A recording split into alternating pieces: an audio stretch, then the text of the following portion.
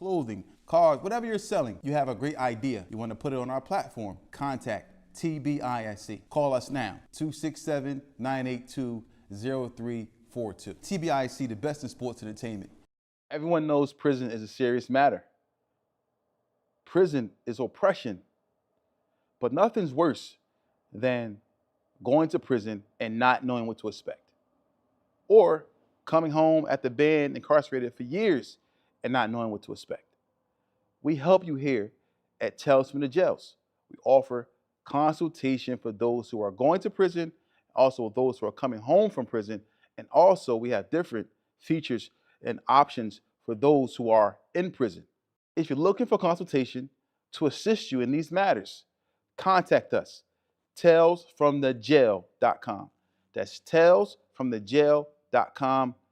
Book your consultation today. First of all, I want to thank everybody for tuning in to Tales from the Jail. I have a special announcement to make. We have partnered with the company TNS Licensing and Consulting. For those of you out there who have an associate degree, a bachelor's degree, or a master's degree, and you're looking to work in a field where as though you can make over $100K a year.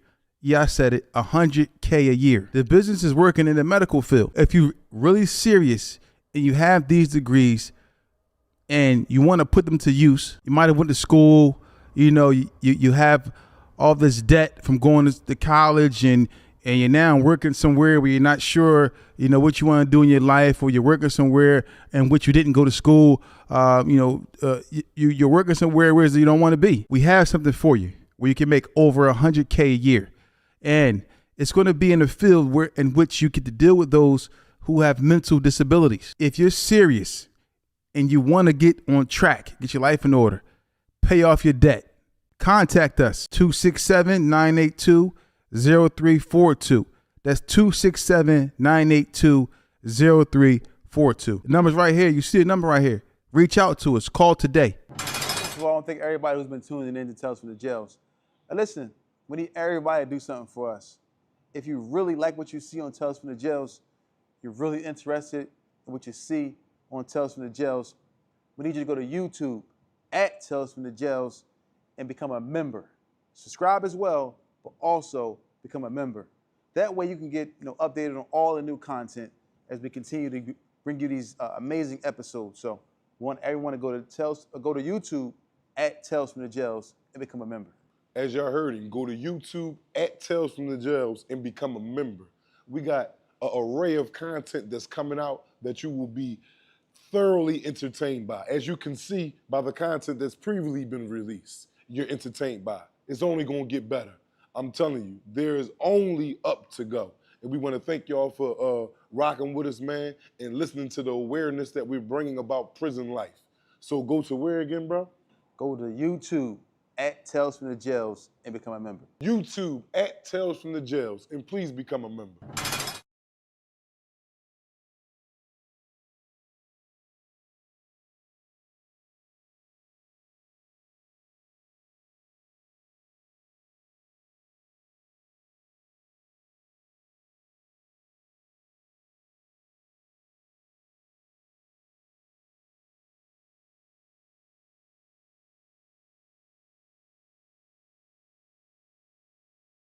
Clothing, cars, whatever you're selling, you have a great idea. You want to put it on our platform, contact TBISC. Call us now, 267-982-0342. TBISC, the best in sports entertainment.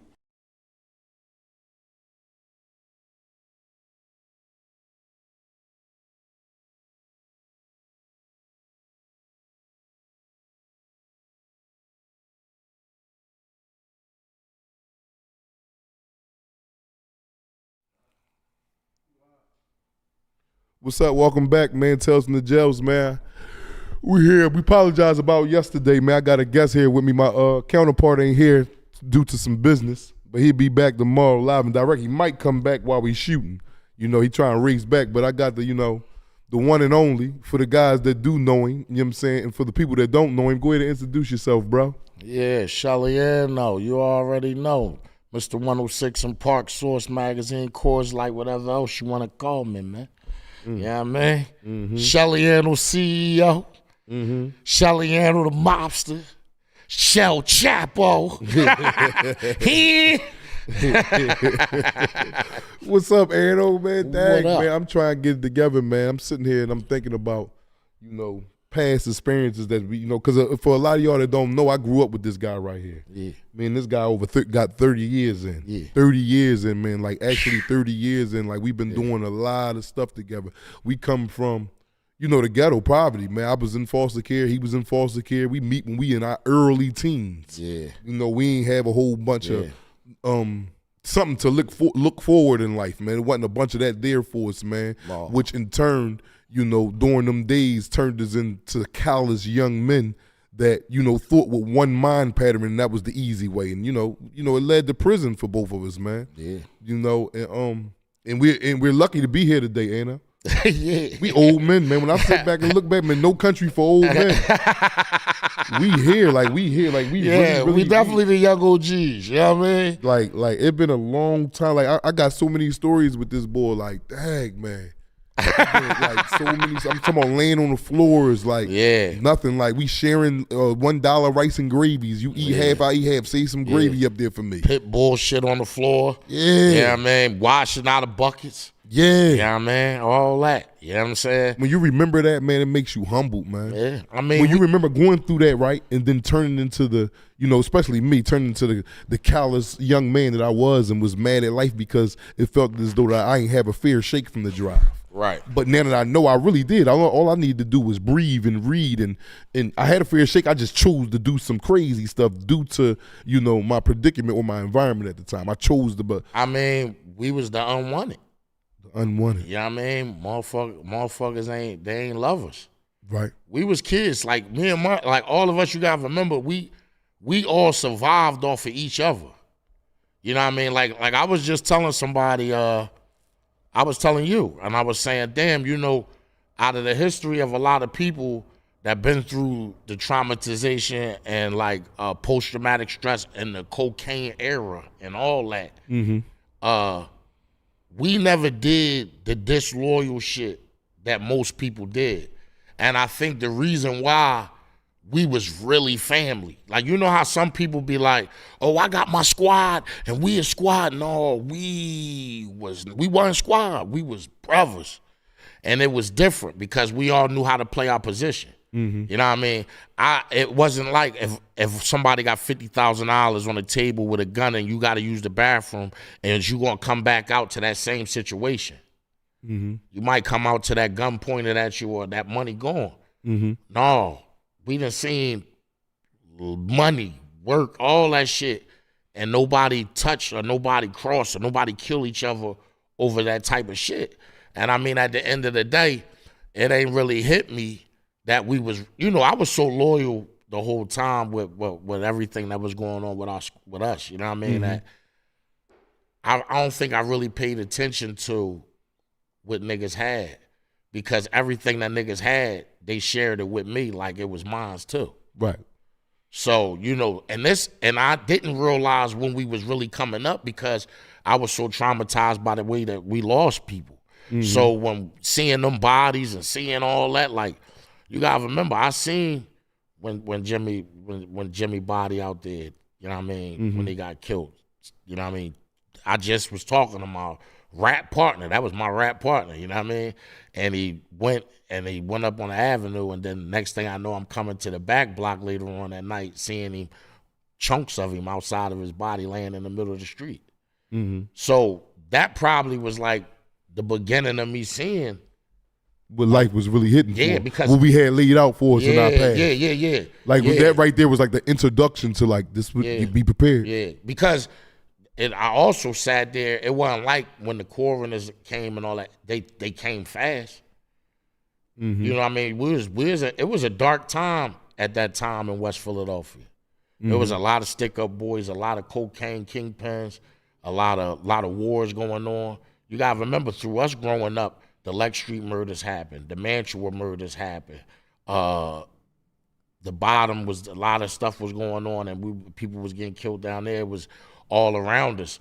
Our block was a little block that was in between all the projects, Lancaster Avenue, you You know what I mean? We had it was a small unit, but we were strong.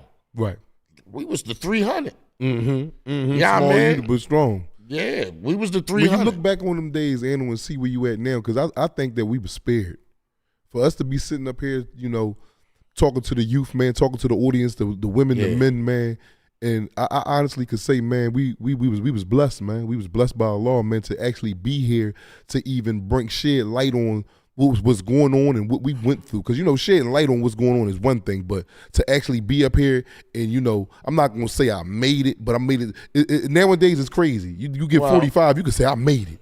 Well, I mean, not only did we make it, you got to remember, from a long time ago, we was ambitious.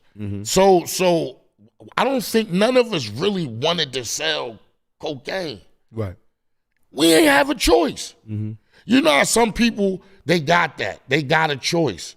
We ain't have it. Exactly. We ain't had the parents, motherfuckers. And the people that was parents that had the block was like Bucci and them. And his parents was our parents.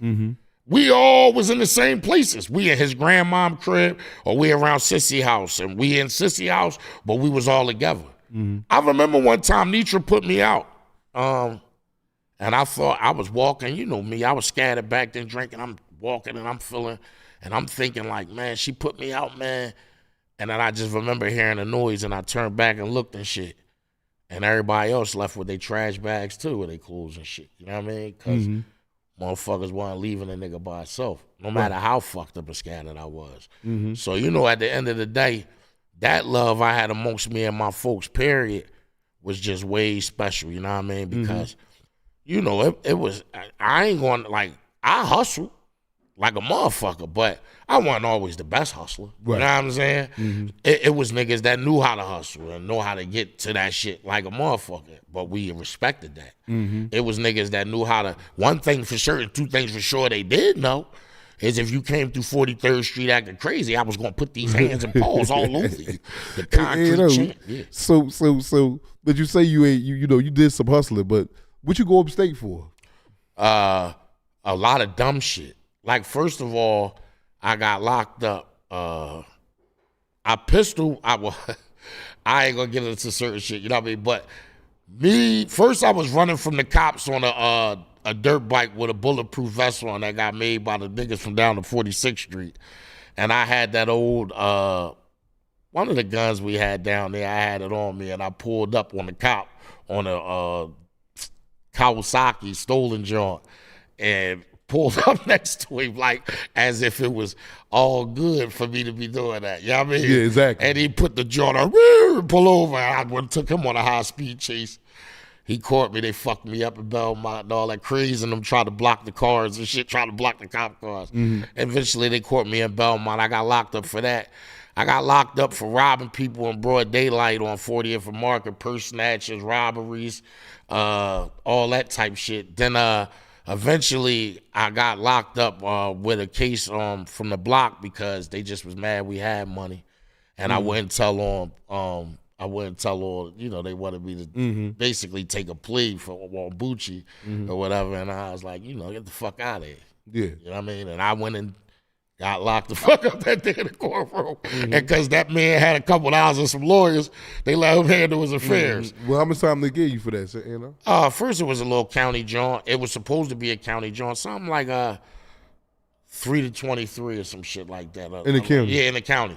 But then I ended up staying in that joint for like 19 months or some shit like that. How was you staying there for the 19 months? What year was this? I was in there 94 when the riots happened in DC.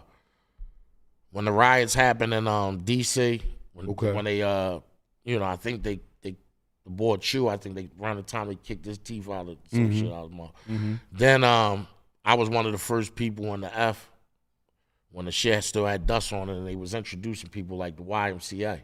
That's back when we used to take the basketball and bang the basketball to the ceiling and knock the metal down. That's how the wax got in there. Okay, that's how they got up in there. Yeah, because remember when they sent us to the F, it was undeveloped all the way. And the ceilings were undeveloped. Like you go on the sky, go in the yard, you had the bars up on the top.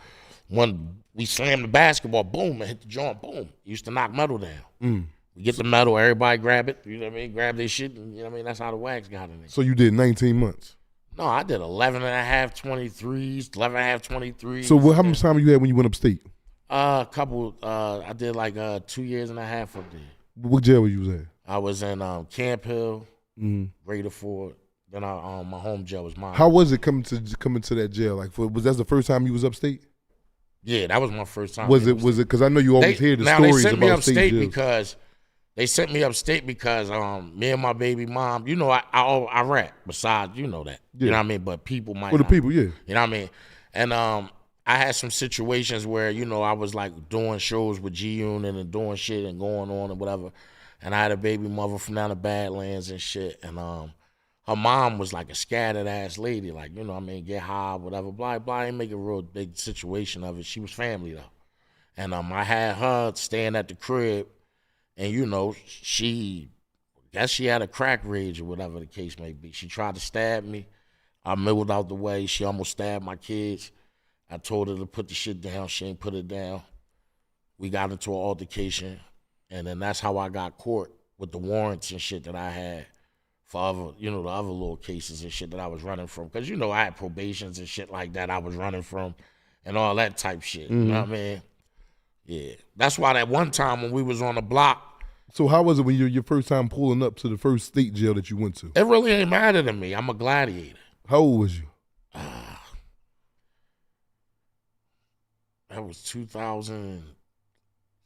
I probably was like 20 something, 30 something, like 30, I don't know, 28, something like that. It's 20 something years ago. It's 2008 when I came home from upstate. So my thing is, and then that's the last time you been up there. I don't got to go back 1,000 times. Why you got to, you learned your, so you saying what I want to get to, and I want you to let the audience know, like, when you went up there, did it come a point in your mind that you was like, yeah, this might be the end of this right here? I realized, first of all, when I went to jail, I knew the jail. Right. Like, I mean, so many juvenile bids and all that. You was well prepared for. Well, I turned 18 in the jail cell. Okay. You know what I mean? I was when I got locked up, my first case, you know what I'm saying, and all that type shit. I turned 18 in the jail cell. You know what I'm saying? So before then, I was in Slayton Farms. I was in Slayton Farms with me and Beans. That's how I know Beans. Right. You know what I mean? Yes, Barron Street Homes, Yes Home on Fairmount, Northern Homes, Southern Homes. Right. My whole life I was in jail. Right. Carson Valley, Children's Home in Easton. Mm-hmm. I just ended up at a certain point, like 14 or whatever, on Fairmount. You know what I mean? But my family is originally from West Philly. Right. Yeah, I mean, my grandfather, my grandmother, my mom, and all them, you know, they from West Philadelphia. Right. You know what I'm saying? So, you know, coming to the block, though, because I had my other uncles and shit from Southwest, and if niggas know my uncles like the Easleys and shit, they know my Uncle Clifford and them was bank robbers and shit like that. My dad had life for killing a nigga over a pool game in the 70s. Right. So when he got locked up, I was born. Right. And my mom was an activist, political activist that followed like the Black Panthers and shit like that. Right. You know what I mean?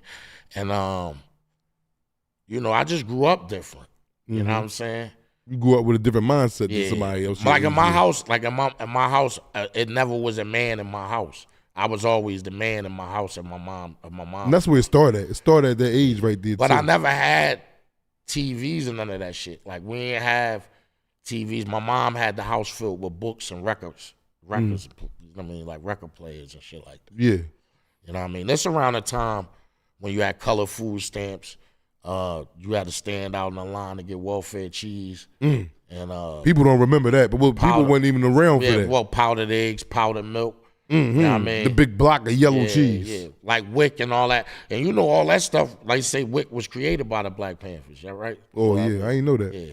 So, you know, I always had a anger problem and all that. Like, you know what I'm saying? Like, I think it started, though, you remember Case? Jay Bizza? Well, old head came and killed Jay Bizza and blew his brains on my chest. Well, basically shot him in his head. And I, like, you know, Bizza brains was coming out. Like, that shit fucked me up. That was on Mystery Night. You know what I mean? I remember that. Yeah. I mean, from that point on, that's when I start seeing all those deaths. Like, you know what I mean? The Jimmy, the Hot Wheels, you know what I mean? Like, you got them seeing Will's head on the windshield, all that shit. I seen all that shit. Like, you know what I mean? So that shit had me with problems mentally. Like, yo, I ain't never letting nobody harm no more of my niggas. Like, you gonna have to kill us. You know what I mean? But jail is, to me, I don't think a nigga need to have to do a lot of bids in jail to learn not to be the fucking there. Why you say that? I mean, everybody that I kind of looked up to was there. I ain't look up to superheroes. I looked up to drug dealers. So, you know what I mean? I always wanted to be like Little Man or like the Curly Tops, the niggas, you know what I mean? It was the names, like, you know what I'm saying? They was around. These motherfuckers was around up there. They was floating through, but they wasn't happy. You know what I'm saying? Like one time I remember talking to one of the Curly Top, I think the oldest one, and I was like, damn, you know what I mean? I'm stressing, like, I hope they let me go on his joint, you know what I mean? Like on my early parole date, you know what I mean? I'm trying to fuck out of here. You just venting. Yeah, but he like, Shell, you know what I mean? You know, stop worrying, man. You know, it's niggas up here with dinosaur numbers. What's dinosaur numbers? Numbers that's too fucking long for you to even pronounce. Like, and it's a lot of niggas walking around with that. It's a lot. Man, it's too many. And these niggas are special. What you mean by special? I mean, the best beat makers I ever heard was in jail. The best basketball players I ever seen was in jail. The best rappers I ever heard was in jail. Everybody in there was in jail. But since everybody stripped down to the bone and they equal, everybody humble. Because the cars ain't in there. The women ain't in there. The money ain't in there. I mean, there's money to be made if you a hustler anywhere you go. Because I know niggas that been in jail and turned to jail and run it up. You know what I mean? But a nigga like me that made kids, multiple kids and shit like that, I can't be just sitting in there going back and forth. Motherfucker keep telling me open my ass up, lift my nuts up and all that. That shit play a part in your integrity and your pride as a man. You know what I mean? That shit is, I mean, you know, the battles I had, like, you know what I mean? Because don't get it fucked up, to them county joint shit was going down too. Like, it was plenty of times I seen niggas get stabbed all in their face on H1 up in Pick. You know what I mean? I tried to throw a nigga off the tier in Pick. It was wars going on in that joint. You know what I mean? So, you know, with that being said, you know what I mean? At jail gonna definitely make you a man. But I don't think you need to keep going to jail because jail gonna take your time. And when jail But what you mean by that, though? And let the audience know what you mean, take your time. I know what you mean, but break it down. I mean, every time a person get to the highest point that they get to, whether they hustling or whatever they doing, they get snatched. And when they get snatched, they take all that, they give them all that time. But when they give them people all that time, the people that was eating or the families that was surviving off the person that had all that time, that got all that time, he got that tick. Now they got to suffer. So still, even outside, they doing that time with him because they not eating no more or fed or none of that shit with him. The time gone. When the time going, you can't get that back. That ain't nothing you can do about that. That's God time. That's either you can look at it like you preserved, or you could look at it like, because I mean, the thought of thinking about if somebody did 15 years, right? And they thinking about, damn, everything they missed. That's enough to drive a grown man crazy. Yeah. I'm talking about literally off his rocker. I don't think they understand you, Anna. No, then I mean, then you got to think about the person, how he feel for the sacrifice that he made. Because a lot of dudes that would stand up, that gave a lot of people and did a lot of time because they stood on everything they believed in, got crossed and compromised by the people that they did it for. People forget about them in jail. People don't protect their children when they outside in the world. people don't care about, they not taking care of their mom. But they used to be, when you was home, they was hugging your mom saying she was everything. Hey, mom. To not even walking past saying nothing to her. You know, I seen a lot of kids suffer from jail. You know what I mean? And it's a shame. Like, it's terrible. Because, you know, niggas you would think that was thorough, you know what I mean, is out here fucking your daughter. You know what I mean? Nigga that you think is thorough might be beating your baby mom up and molesting your daughter. Nigga you think was thorough might kill your kid. You know, like, I'm just saying, no, like. but this is all real life stuff. That's why you don't need to keep going back in there. Man, I'm not, listen, I remember one time, right? There's no bullshit. I'm on the block. It's me, Lace, and whatever. I just got out of jail. I was only home a day. I sat on the block on the corner and sat on like a cushion. Reynolds and them pull up. Who Reynolds and them? Tell them who Reynolds. Reynolds was the super cop. He was a cop. He was a cop. Reynolds was a real live police officer. Yeah, but he was like one of them type motherfuckers that you see in movies. Like, he gonna get out and chase you till you breathless. Yeah, he gonna get out. He gonna fuck you up and all that. He'll crawl on the ground in the mud to get you. Yeah. I seen it. Yeah. I seen it. I like it. Like, boy really was shot out. Like, for White real. boy, like, yeah, I know. He took me to and jail. he knew everybody personally. Everybody by name, first he and did his last homework. name. He was very efficient. Yeah, and he had another partner with him, Batman. Big boy, black boy. Yeah, I remember Eric Walker. That's his real name. I remember one time Brian Reynolds and Eric Walker. Yeah, the same boy tackled Syfe. They took me to jail for my 2 homicides. They the ones that caught me. Shout out to my old Syfe. Syfe, that nigga tackled Syfe. I ain't never seen nobody tackle my old head like that. Yeah, we went through it out there.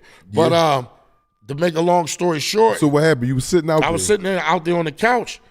And I told him, I said, come on, Reynolds, with that nut shit, man. Y'all, I just got out of jail, dog. I ain't doing shit. We on the steps. We just talking, man. It ain't nothing, man. Like, yeah, I mean, he like, all right, get against the wall. You ain't got nothing to worry about, right? Like, no. So he put us against the wall and shit. I'm chilling. I'm looking at Lace and looking at Ant, and I'm realizing that they face ain't chilling like mine. Yeah. So I'm like, what up, Lace? He like, I'm like, Ant, what's up? But you know, we on the wall, so I'm saying it's like, yo, we good, right? They like, don't you know Reynolds grabbed that motherfucking pack? Where was that? The one I was sitting on. Well, it was on the sofa. It was sitting on the corner. Remember we used to have the steps on the corner? Yeah. They had a couch seat, like something like this. But I'm sitting on it. Yeah. I ain't paying that shit no mind. Like, you know what I mean? You just came home yesterday. Yeah, I just came home yesterday. Yeah. So I'm sitting on the joint and he's saying what he's saying. I look at him like, oh, yo, you know what I mean? Like, all right, we good, right?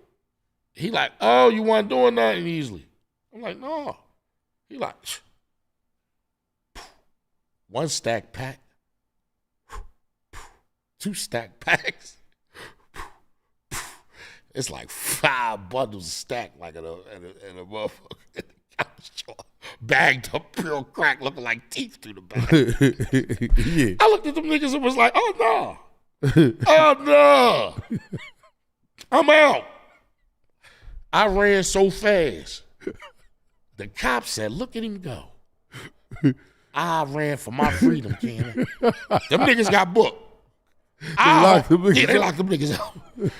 Them niggas, yeah, they got all you was thinking about, yeah, I just got out. I ran so fast, I left one of my sneaks. Yeah. And ran to Bucci grandma's house. Yeah. And thought I got away with it. I was sitting on the couch. She talking about, hey, baby, you all right? I said, yeah, I was exercising. She said, mm-hmm. Bucci called. She said, hey, Bucci. She said, yeah, Shell just came in running from the cops. She already knew. Mm-hmm. Mm-hmm. Yeah. Mm-hmm. Yeah, I mean, real shit. You know Why you say mean? you thought you got away, though? Huh? Why you say I thought I got away? No, I ain't think I got away. Oh, you got away. All right, you got away. They didn't tell you, Lacing them probably eat their time for that. Oh, he went. They booked him. They booked him for that. They booked them. I ran. I'm not staying for that shit. Yeah. I'm out. Yeah, you don't want to be. And then you was like, and then you sitting there and you thinking like, damn, I just came home from jail, man. Yeah. And so that's when you knew, like, yeah. But I ain't. But you know, you was around. You was a gladiator yourself. Yeah.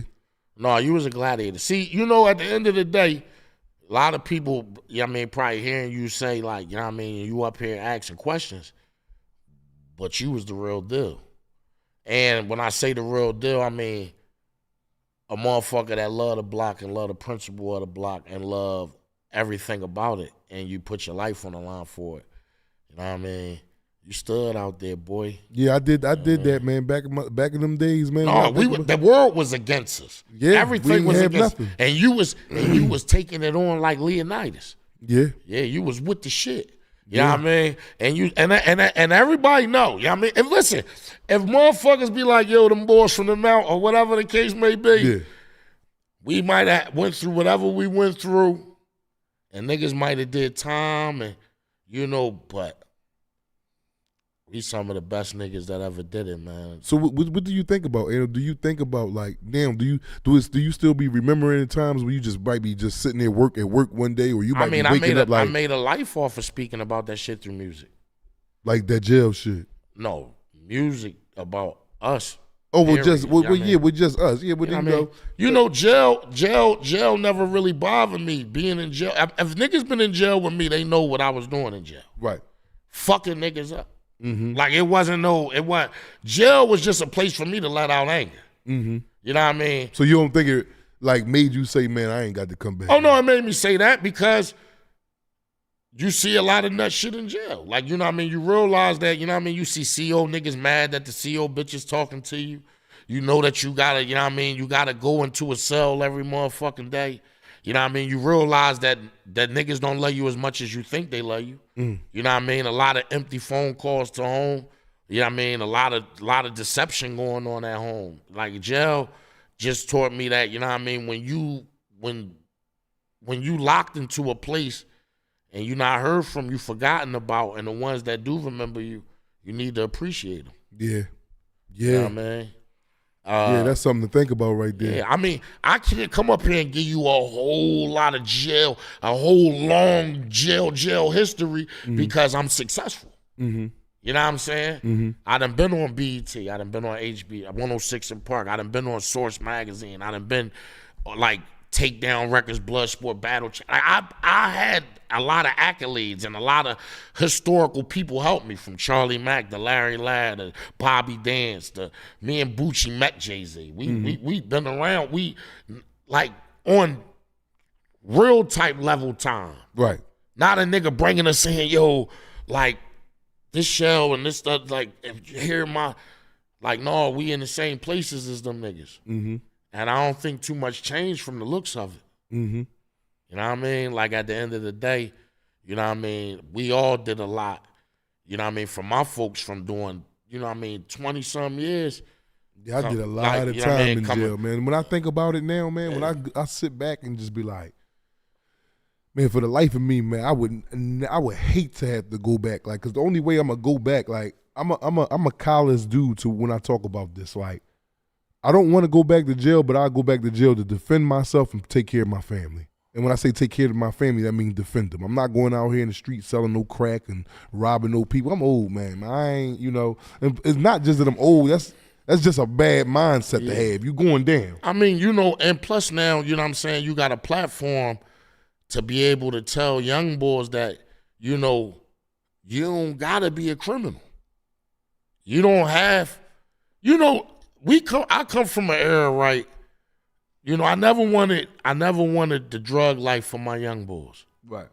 You know what I mean? I was never the old head that be like, yo, listen, man, I got these packs. I'm going to put these packs. Y'all going to get this money, you know what I mean? Mm-hmm. And I don't think none of us really did, because, I mean, at the end of the time, I remember when we was hustling, a lot of my niggas like Buck and different people like that, like, they was taking care of the young boys. Like, if they wanted to play football, that equipment got bought. If they wanted to play basketball, the basketballs got bought, courts got bought. Like, you know what I mean? Anything that they kind of really wanted, those dudes, that's probably why Allah preserved them. Mm-hmm. Because they wasn't like the motherfucking hustlers that ain't have a heart. Our smokers had Dickies on and Fresh Timbs. Mm-hmm. You know what I mean? But overall, though, still just overall, that's just a a bad situation to be a part of. It is, but if it's like all, overall, like I mean, it's because I up here, I try to spread the word like that. That's something that I look back at it, and I don't look back at it with shame. I look back at it like, all right, this is what made me what I am today. Right. No, that's what I'm saying. But not like a somewhere to hang my hat on. No. You're not glorifying it. Yeah. You just showing how resilient that people are. Like you got you got to understand that, you know what I mean, your struggles is what define you. Mm-hmm. If you ain't been through nothing and ain't been battle tested, how the fuck you know what you made of? Mm-hmm. How you know what can you withstand? Yeah. Exactly. You know what I mean? Because, I mean, obviously, it's a lot of people that's broke. Like broken like a broken mirror. You got some people that don't even got good health. Like you got motherfucker walking around that's younger than you that might be missing a fucking eye. You know what I mean? Like people, I mean, you know, it's a different time frame. But what I do know is you definitely got the platform to tell these young boys like, yo. And Bobby just said what's up to you too. Yeah, tell him I said what's up. He watching right there. Like when it come, a lot of people be wondering like, yo, about me. But one thing that you need to know about me is that I'm all for the youth. Right. You know what I mean? So if you know me, do you think jail is needed sometimes for certain youth to commit certain acts? I don't wish jail upon nobody because I think that's kind of like a slave mentality on with the Commonwealth. But you know, some of these young boys out here is going crazy, shooting up by kids, little girls getting killed. It's because you don't think it's got to be a price that got to be paid behind that act? Yeah, but I think it start with people like us. I think it start with the people. I think so too. I think it start with the people that don't want to take responsibility for forgetting about the youth. Like everybody quick to talk about what the young boys do and what they do, but what you got some? It ain't just them either. It's us too. Hold on, I'm just saying, where do the problem lie? Because when they was younger and they was kids and they was growing, where was the motherfucker at teaching them to be good, or where was he at when they needed help, and where was he at when the young boy had to decide to go out there in the streets to get the money to take care of his little sister because the mom on crack or the mom ain't even around, she out fucking, the pop got jail time, and the streets are saying, you know what I mean, whatever for them. The same way that's how you just said my life. Yeah, but I'm saying that's how you know it's a generational curse. So who is motherfuckers to be like, fuck the young boys? Only niggas that scared of them, because it's a difference between old heads and OGs. But my thing is, I see why one would say fuck the young boy. I be seeing myself doing it. Like I'll be somewhere and there was a group of young boys and they over there rowdy and start pulling out some guns. I'm not going over there saying, now I probably can because, you know, people seeing me now and I got a little voice, but I'm going to still be a little leery, man. I ain't. Yeah. Like how do you diffuse that? Well, we Muslim. Okay, so would you go over there and say, Assalamu alaikum? You go with the belief of Allah and the train of thought of knowing that only Allah can hurt you and that you can talk to anybody. Oh yeah, but I'm still human. I'm mankind. No, I'm saying, you do it though. You did it naturally. When you came home, all the young boys was around you. Well, yeah, because of the acts I was partaking in. It wasn't because of the acts. It was because of the strength. They was looking at you like you a man, and that your imperfections is your perfections. Right. They like a motherfucker they can relate to. Yeah. All right, so you know a lot of motherfuckers is hypocrites, man. Yeah. A lot of motherfuckers is bitch ass niggas and then go out here and get a young boy to go handle their beef because they ain't man enough to do it. That wasn't us. We was demonstrators. You know what I'm saying? We raised them young boys, and at the end of the day, you know, when I still split chicken wings with my young boys, when they ain't had nowhere to sleep at, I slept in that car next to them. If a motherfucking beef was on and the war was, I got fucked up with them. I rumbled with them. They know. They'll tell you. You know what I mean? That's why they got respect. But they don't got respect for motherfuckers that just want to talk about their life, but ain't give a fuck about nothing about them. You know what I mean? They wouldn't even give them a cup of water. Now you got to fear them because they grown. And they remember you as that nut ass nigga. I agree with that. Well, you know what I mean? Only uncut motherfuckers be scared of running around because the rest of the niggas, But what about a tired person? You got older dudes that's cut and looked up, but they just tired. When I say tired, not physically tired, like want to go to sleep, but just you could be tired. Of course, you're going to get to an age where you're not going to want to indulge in certain things because of your growth and how time goes. Because with life come wisdom. Mm-hmm. So when you got the know-how, you a stupid motherfucker to go back after you got the know-how. Mm-hmm. But as you passing it down, you know what I mean? Because the young boys need to know how. Instead, we let these phones raise them. Instead, we let the Commonwealth whitewash take them, stain their record, fuck them up mentally, put them in jail, and then they think that's cool because they see so many people do it. You got to lead by example. And a lot of motherfuckers ain't taking their seat as a grown-ass adult. They still trying to be the young boys. And young boys like, oh, hey, get the fuck out of here. Yeah, it's a lot of fact of what you saying, bro. No, it's niggas courting their second childhood. And you got to know how to step out of that. Mm-hmm. You could be thorough without trying to be something you're not. That's how you teach somebody that they could be something different. If a young boy, you might see a young boy go in his house and be like, yo, man, goddamn, this food crazy. What the fuck, this shit tastes good than a motherfucker, bro? Yeah. And he like, no, this is just something I whipped up. But you be like, damn, man, listen, you ever been to culinary art school? Mm-hmm. You know how I go about it? Mm-hmm. I mean, do you really see anybody help teaching them like that? Is there anybody really sitting with them teaching them like that? Mm-hmm. No. You're right. No, you're right. I'm saying because I agree to you. Because it's a lot of old heads out here trying to fuck that same young boy bitch. Just saying. Yeah, us as older dudes, we all got to tighten up to do, especially if we trying to set an example, not just to our children, but to mankind. Period. Yeah, I mean, and you can also set an example to a person your age. Yeah, I mean, you know, you got to understand that it's a lot of demasculating going on. You know what I'm saying? And I don't think it's just the people. I think it's a lot of things. We don't really understand these chemtrails. We don't understand what they putting in food. It's a lot of people illiterate, man. Some people don't even know how to write cursive and we was just talking about put that. They John Hancock on anything because that's the way the world is modernized. Yeah. Is getting advanced. You know, everything is on computer. You don't gotta write. That's no more. It's a double-edged sword to that too, because I mean, if everything you dependent on something, then you're not hands-on with it. So you might not learn something. I mean, for the simple fact that we could come in here and just flick the light on. You know what I mean? And it's bright, right? But what about the motherfucker that was in the middle of the dark, in the middle of the night, without animals, or with animals and treachery and all that shit, and had to figure out how to make a spark to be able to find heat and create a light? How much brain power did he use? Not too much. I mean, you got to understand, like, everything we've been told has been brainwashing and it's been a lie. You got a lot of people, they be like, yo, yeah, I mean, I'll be like, damn, one of the first form of brainwashings was what? The Pledge of Allegiance. Well, that's what, that's, before, I don't want to get into all that. I mean, I'm just saying, we ain't getting into that, but I'm saying before you knew how to say cat, hat, rat, dog, you knew how to say that. Mm-hmm. And if you think about it, and to a kid until you got grown, you really didn't know what you was pledging to. Yeah. When you see the monkey bars and you went outside and you played on them, you thought you was at recess, right? Yeah. Why them same monkey bars in the Army?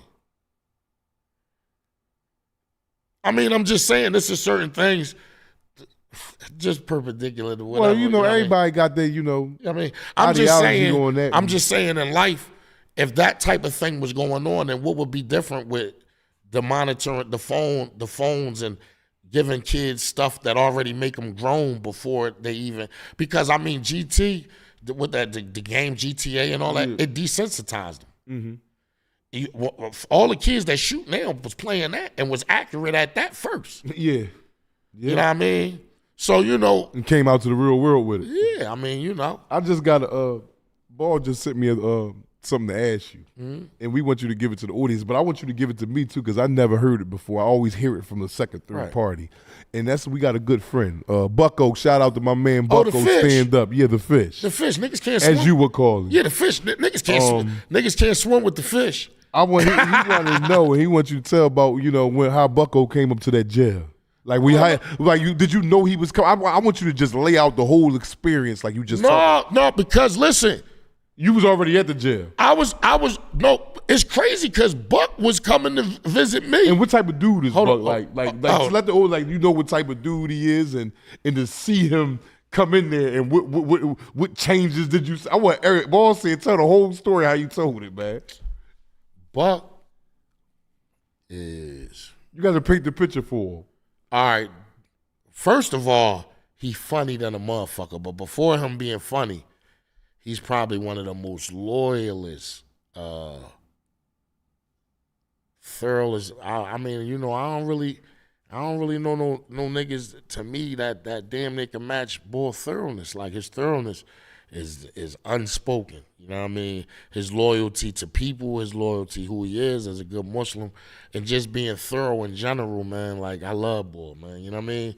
But we gonna get to this real shit too. Yeah, I mean now Bucko, yeah, I mean, when I first he was visiting me and coming bringing my chick from the. So he's on the street, you in the jail. Yeah, when he was coming to me and visiting. He was doing that for everybody though. Like he come see everybody. Yeah, that's what everything. That's what he did, and he ain't leave no loose strings. For years. Yeah, he was doing it for me too. Yeah. So when he got locked up, and I seen him now.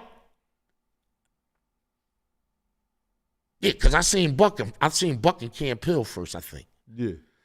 And that's when I knew the streets was fucked up. Wow. Because if Buck locked the block, that shit was fucked up. and like, because he just not no sloppy nigga. Yeah. Like, you know what I mean? Boy, when I seen him and I seen what he looked like in Camp Hill, I realized that jail real. Like, so was it a change from when you see him on the street? Yeah. He ain't look like he had money. Like no. He like a hobo. So, yeah. No. So when you he had the whole. No, I seen him. Yeah, everything was different. Like Buck outside, you know, he gonna keep his shit together. You can't all the way down to you gonna keep the rollies on all that shit. But in jail, with that armband on and him being skinny how he was and just, you know, Bunny, he got them funny teeth and all that before he got him fixed and all that. And his hairline was like George Jetson. It was like sideways, like a little bit. It was like fucked up because he couldn't get them cuts he was usually getting. So it was growing different. You know what I mean? He had a belt on. He had like some blue jeans on. It was like not blue jeans. So you just checking him, you observing him like. Yeah, like it was like, I'm like, damn, I'm doing better than him in this joint. You feel me? Like real rap. You know what I mean? Like I'm like, damn, you know what I mean? I'm getting it together. You know what I'm saying? You know, eventually he got dug in and shit, you know what I mean, and put it together, you know what I mean, and start doing him. But we ain't gonna never forget about how he walked through all fucked up. We got Bucky calling alive right there. In the belt he had on. What you want, Slim? Man, I got Ed on here talking about you right now, man. Or we on a live right now. They can hear you, Slim. I'm going to everybody talk about me. Man, he talking about how you looked when you came into jail, man. He said, man, you did not. Huh? Yeah, connecting. Yeah, he said that connecting. You didn't look your natural self, man. He said you was up there. And I'm trying to tell the people about this, man. He said you was up there. He said you looked like you lost weight. He said jail just wasn't a good look for you when he seen you, man. Is this true, Bucko? Why are you talking about me in jail? No. Bob called in Fish Face and was like, when you seen Buck up there. You seen Buck up there. Now, you know what I mean? So my whole thing was, I gotta tell him the truth. You was wolfing, your cut was fucked up, it was to the side, you know what I mean? And your belt was tight, damn near surgically glove tight around your waist. You was fucked up that joint, you know what I mean? But you know what I mean? I said you got it together. Everybody was. Everybody was. I said that. Everybody looked the same. I know, no. You was touching money for so long. I wasn't used to that. Like you was fucked up. you wasn't there. We ain't gonna act like it was regular. But seeing you through the jail was fucked up. I was like, I said. And then when the belt you had around them, like whatever kind of blues they got, they ain't really respect you either when you first got up there. They had the same clothes on. He said everybody had the same clothes on. It was blues, but I said his was a little different. Right. I don't know if it was a rope or a belt around that motherfucker. I don't know what the fuck. So you and Buck was on the yard together? Yeah, and he told me, motherfucker would tell me Mickey Lace was a better rapper than me. I ain't speak to that nigga for a month. Hands talking about you got 3 days. I told Hands, I said, man, I ain't. Why he said you had 3 days? Because we Muslim, and plus we from all from the same block, and Hands was fighting life. Well, had life, and he ain't see us. It wasn't like we could come visit Hands in the jail and be in the jail and be around him and all that type shit. Like, his family up there with him. Yeah. And he was saying, you my old head, but you upstate. Yeah, I mean? And up here. Yeah. You know what I mean? You got 3 days. And I was like, man, you my young boy, man. You got me fucked up. You ain't gonna talk, man. I ain't gonna lie. That 3rd day hit, I seen them niggas, they was looking at me. It was a hit. Man, I was like, yo, send me them chicken sandwiches.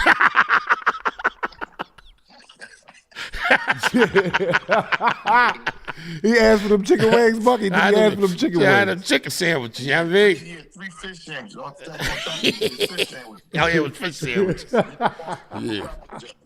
Yeah. I carried that motherfucking seasoning pack around with me too, didn't I? Oh my goodness. What? Sodium ball. I was up that bitch for sodium. Yeah, man. I learned my lesson up there, boy. Yeah. I learned my lesson, man. Just to be up there with some good friends of yours, man, brothers that you know, man. Just to be up there and be with somebody that you know, because you'll be up there and be lost, man. Yeah, I mean, and then I had the type of folks like, you know what I mean, like, you already know, like, if I'm up there with Buck or whatever the case may be, I just knew I was good. You know what I mean? Because I knew for sure he wasn't gonna let me be starving nowhere. Buck ain't go back to jail either. Yeah, he ain't need to see the jail. He ain't need to. Me and him both figured it out together. We knew what that was about. That was it for that. Why we look back at that bitch and say, up, adios amigos. Time to go.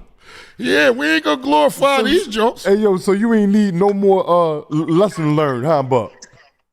No, I was in jail for being bad, not doing bad. You heard me? Exactly. I was in jail for. See, that's the difference, y'all. You could be in jail for 2 different things: being bad, not doing bad.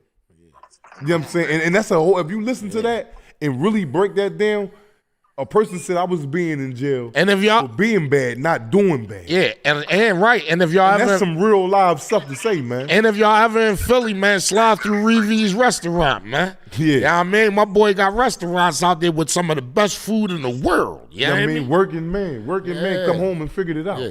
Yeah, we got to talk about all that type shit. You know what I'm saying? Come home and figure it out. Like, it's a way. You ain't got to be out there just doing, you know what I'm saying? And they got to check me out I'm viral right now on my young boy Lido Takeover Files joint.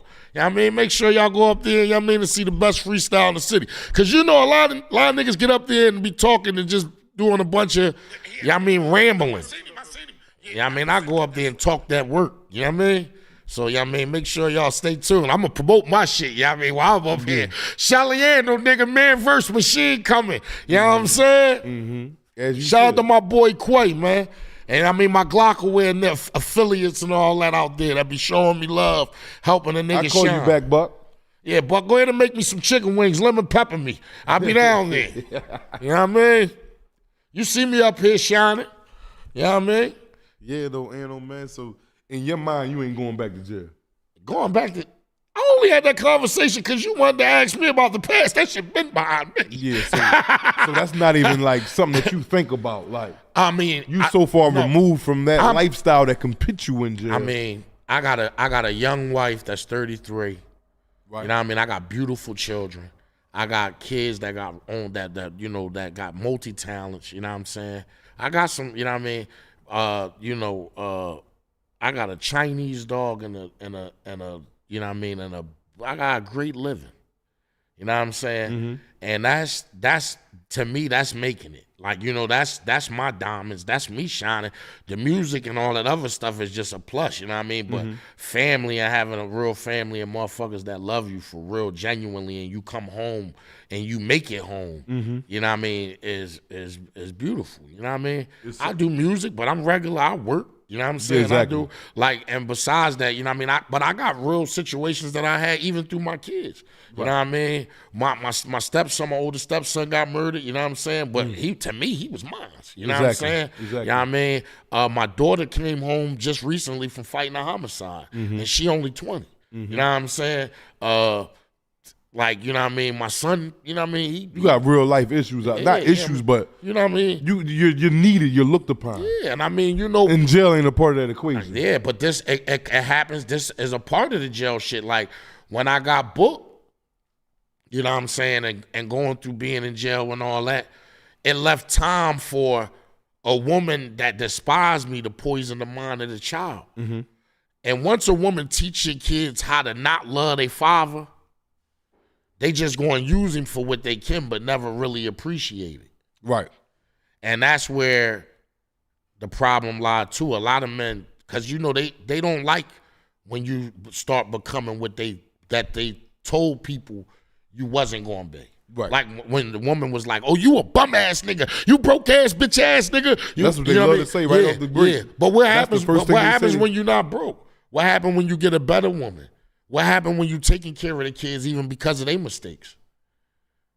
Why they don't bring back that? Because it's a lot of men that came home from jail, that came home and did some stand up shit. Mm-hmm. And took care of these kids and tried to find children that motherfuckers said wasn't theirs and that said, you know what I mean? Like, it's a lot of shit that go on, like, you know what I mean, in life, you know what I'm saying? So, you know, men, the plight of a black man, you would never know. Mm-hmm.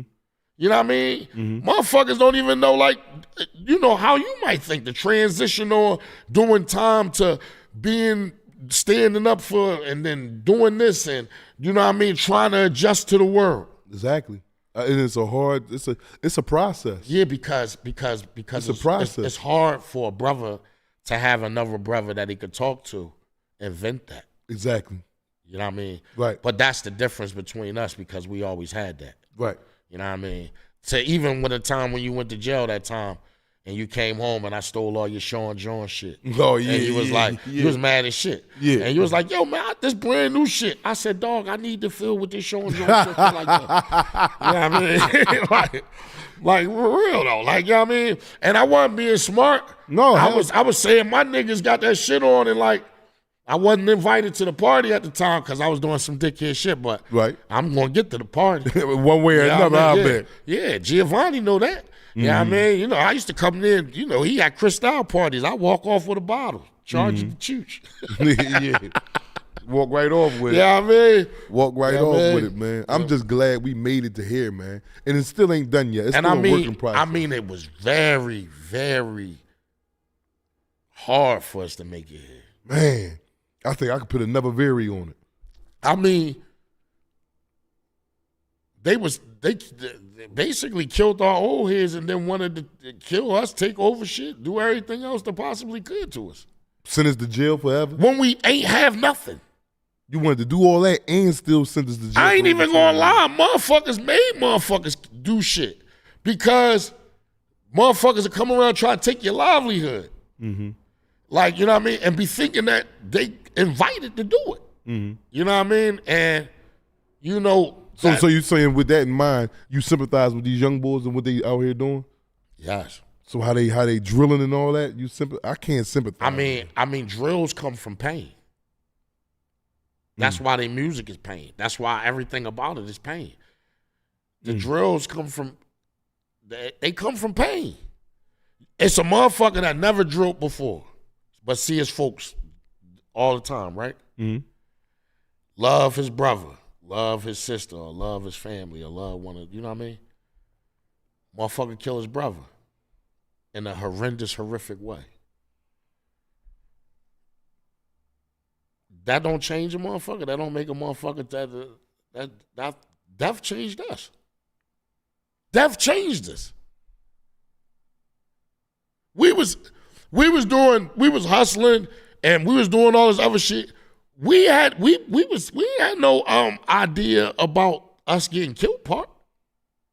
And that's what they thinking right now too. They ain't got no idea about it. Right. So the younger generation. When a young boy, like, say, like, we family, like how me and Sarge was, and like all of us was, like, and a motherfucker kill you. Mm-hmm. It's either I'm going to mourn and try to be the best motherfucker I could be in life, or either I'm going to mourn and go get some revenge. Because the revenge is really seeming more satisfying than the hard part. To digest it and be a man and use that to turn it to motivation to be something great. That was heavy right there. It's the truth. That was heavy. So this is the breakdown of it. Like, then you got two choices. I mean, Yeah. And the choice to The third choice is you could break yourself and take your own life. Because it is people that do it. I just had a friend not that long ago. He was, Lenny. My man Lenny. I grew up with him. Somehow, some way, and it's crazy. He was like the happiest person. He always made everybody else feel good. It was always him making niggas feel good, making us feel like thorough, walking through the hood. We drinking, smoking. He made us comfortable in an uncomfortable time. Mm-hmm. And as life came on, through the smiles, it was really a lot of pain. Mm-hmm. And he took his own life. Mm. You know what I mean? It's a lot of stuff that hurt people. You know what I mean?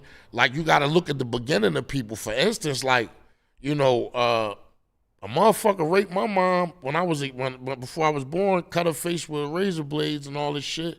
Lynn Abraham was a judge back then, and she jumped out a 2-story window and survived with me. So I guess I was born after that, and then, my pop was on some gangster type shit or street shit, and then when he did his time and I was born and all that shit, it wasn't nobody really there to be like, for me to be a man. So the streets raised me as a man. By the time I was 8, 9 years old, I was walking over the Frank Rizzo Bridge from South Philly to Southwest to go meet up with my cousin to help him hide crack behind the bricks of the walls and hold some in my mouth, crack vials, and so he could sell them fast before the cops run up and all that type shit. When the JBM type shit was happening, they was pulling up and trunking niggas and all that shit. And yeah, I remember one time, the cop had me, against the wall and shit, They ain't checked my mouth, but I was so nervous and shit that by the time they got done and I told my cousin and shit, I was talking to him and shit like, and he like, what's wrong? I'm like, yo, the crack, cracked in my mouth, like it numbed my mouth. Yeah, crazy. Yeah, you a crack in your mouth. Yeah, but through hardship and pain and shit, make men. All the people gotta learn how to do is take pain and turn it to motivation. It's really the hardest thing to do. It is. But it is, man. That same mother, from going through foster care and all that shit. Because my mom, I had to talk. Me and my mom went through it, and I basically told her, like, if you ever smoke this crack again, you ain't my mom. Right. And she quit. Mm-hmm. She never smoked again. And then, a law took her, my mom had cancer, breast cancer. And, I walked in the bathroom and shit, caught her trying to cut that shit out of her chest and all that, man. You know what I'm saying? But, through all that shit, you know what I mean? You stand on that shit. Yeah. You got to stand on it, right? Yeah. So, you know what I mean? Like, you know what I'm saying? Like, that type shit, you know what I mean? Like, because I know, like, you know what I mean? A lot of niggas come home to some fucked up shit when they come home from jail. Like, you might got the pretty wife and pretty kids and shit like that, but all that could be took from you. You know what I mean? So you got to wake up every day grateful, man. You know what I mean? My mom, you know what I'm saying? You know what I mean? I came home, found her on the floor, you know what I mean? And picked my mom up, man, and took her to the hospital, man. You know what I mean? And, she died in my arms. So you know how that shit go, man. You know what I mean? Just like my son. My son was drilling and all that shit. You know what I mean? So when he got killed, they say he killed the boy, and then the boy, you know what I mean, hit him, and his friends left him supposedly. You know what I mean? So you know what I mean? You never know how shit gonna go, man. You know what I mean? You gotta stand on shit. You know what I mean? And like a lot of kids, they might go through something worse than I went through. As a grown man, watching my mom go through that hurt me. Mm-hmm. So you got these young boys who, you know what I mean, got some of the most traumatizing shit happening to them. And like, nobody there to help them. Mm. You know what I mean? So would you say like it's destined for them to do is to go down the road to jail and all that? No, I don't think that's destined. I think that is definitely a leader in the middle of all that chaos. You know what I mean? But I think that more people need to not fear the kids and go back to giving them some love so they can know what it is. Because right now, ain't nobody showing love. So the young boys don't love nothing. But the shit that substitute for their feelings. But the stuff that substitute for their The feelings. guns, the cars, the money, the women. You know what I mean? You know what I'm saying? And you can't, they say, you know what I mean? Like when it come down, the reason why, like, I don't even mind when I talk about my mom and tears fall a little bit and all that. When you being honest and when you talking to people, you gotta strip yourself down to the bone onto who you is as a person. Right. That's the only way you can be honest. You can't. So you saying you got to become basically not physically naked, but mentally naked. Yes. You got to, and that's for both parties. Yeah. I mean, for a person to really understand you. I mean, they say people go through quadrants, right? And they got college courses on this. It's called quadrants, and it's like cycles of life that you go through. They say in order for you to be the best person that you could be, you got to know all your flaws and try to correct them. So for real, it's the person that's stopping themselves from being the better them.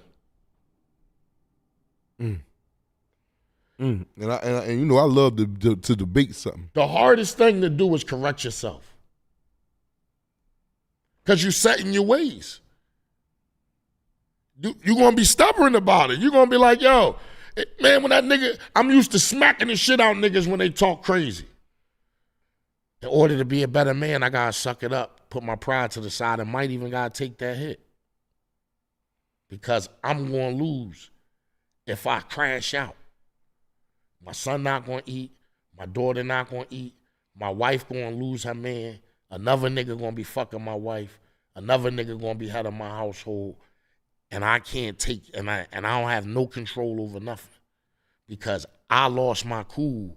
Because I didn't learn that being a man is dealing with everything you don't want to deal with, turning it around, and making it motivation and making a success story out of it. People don't want to see that. You know how many times people blackball me, bro, for being raw and being real? On 106 in Park, I ain't lose that battle. But if people get a stigmatism of being like, oh, no, he was too hype. He was this, he was that. That's why, you know what I mean? You got to watch people like that. You got to watch people that seem like they in your corner but be doing self-sabotaging. Prime example, right? I ain't going to say no names, right? I put that up on my Instagram, and I know that he followed my Instagram, but he ain't pay attention to that quote from me, right? So I'm viral right now on a Young Boy Lito joint, and the Young Boy Lito giving me all the energy I need on that viral joint, right? He the youth. All you see is fire, fire, fire, fire, fire, fire, fire emojis under my shit from the kids. The same kids that the niggas around me told me I wouldn't be good enough for them to listen to. Why? Because that nigga's a hater. That nigga don't know how to see outside of his own self and trying to make your life his life. That nigga is uncomfortable and miserable. And you know what he said? He walked up to me and said, hey, yo, man, when you get on them platforms, don't get so excited. Fuck you mean? I rolled the window up on him and I peeled my tires on him because I get away from negative energy. I'm not sitting around nobody that want me to forget about or try to delegate how I am as a person. Nigga, I come from pain. And I told niggas that on BET and turned my back on with a shirt that said most hated with a big ass gun on the back of it. You know what I mean? You seen it upstate. You know what I mean? And at the end of the day, that's what I learned from. Pain ain't quiet. It's universal. Pain hurt. Fuck, I gotta calm my pain down for. Oh, hey, if you looking at this joint right now, man, realize I'm everything you want to be. Yeah, but that, I'm giving that up. But man, we don't be, man, up here it is what it is, man. You know, you gonna deal with certain situations in life, man. Yeah. And I don't like people that try to downplay people's success. Yeah, but that's for, you know what I mean? We ain't getting to the caddy shit up here, man. Yeah. You know, I'm caddy. Yeah, but you know what I mean? Yeah, we don't, you know Oh, what I mean? but it's an example. But it's just a trend. Yeah, but it's an example of how old heads think. Right. And it's an example on what old heads say to young boys, or say, how you know what you saying to that young boy if he being thorough and being whatever he could be, that it's not downplaying what he can be. Right? Mm-hmm. So if somebody's seeing a young boy and they telling them, listen, yo, young boy, do this, do that, do this, do that, or you're not going to be successful. No. Right. No, I'm saying, you hear what I'm saying? The old head, say if an old head tell a young boy, like one of these young boys that's doing this beautiful thing that they doing right now. Exactly. Here, and they told them why they doing what they doing. Yo, man, you need to do this like this, man. You ain't doing it right. But they right here doing it. They doing it. So if they doing it, why would you downplay what they doing it instead of giving them something to make them feel like they winning? Mm-hmm. Or let them know they winning. That's where I'm at with it. I don't just be talking to be going at people or nothing. Mm-hmm. I'm saying that it's an example of a person that's courting their second childhood too. Mm-hmm. Because at the end of the day, nobody should be telling nobody nothing to put them down. Mm-hmm. Nobody shouldn't be trying to tell nobody how to curve who they are. Mm-hmm. You should love a person just for who they are. Mm-hmm. Mm-hmm. What's the problem with that? It shouldn't be no problem. But it is. And that's the thing that's going on. You got too many people battling about the wrong shit. Mm-hmm. They're battling about ages. They're battling about sexes. They're battling about religion. They're battling about, it's always a battle. Now we are at the battle where the young boys is battling where they need to learn or they don't want to learn from their predecessor. So you got the person that can teach and the future that's not becoming the future because they not learning. Mm-hmm. So it's a clash. Mm-hmm. How long can that really be like work? Yeah. How many generations of people we got to lose until we get that right?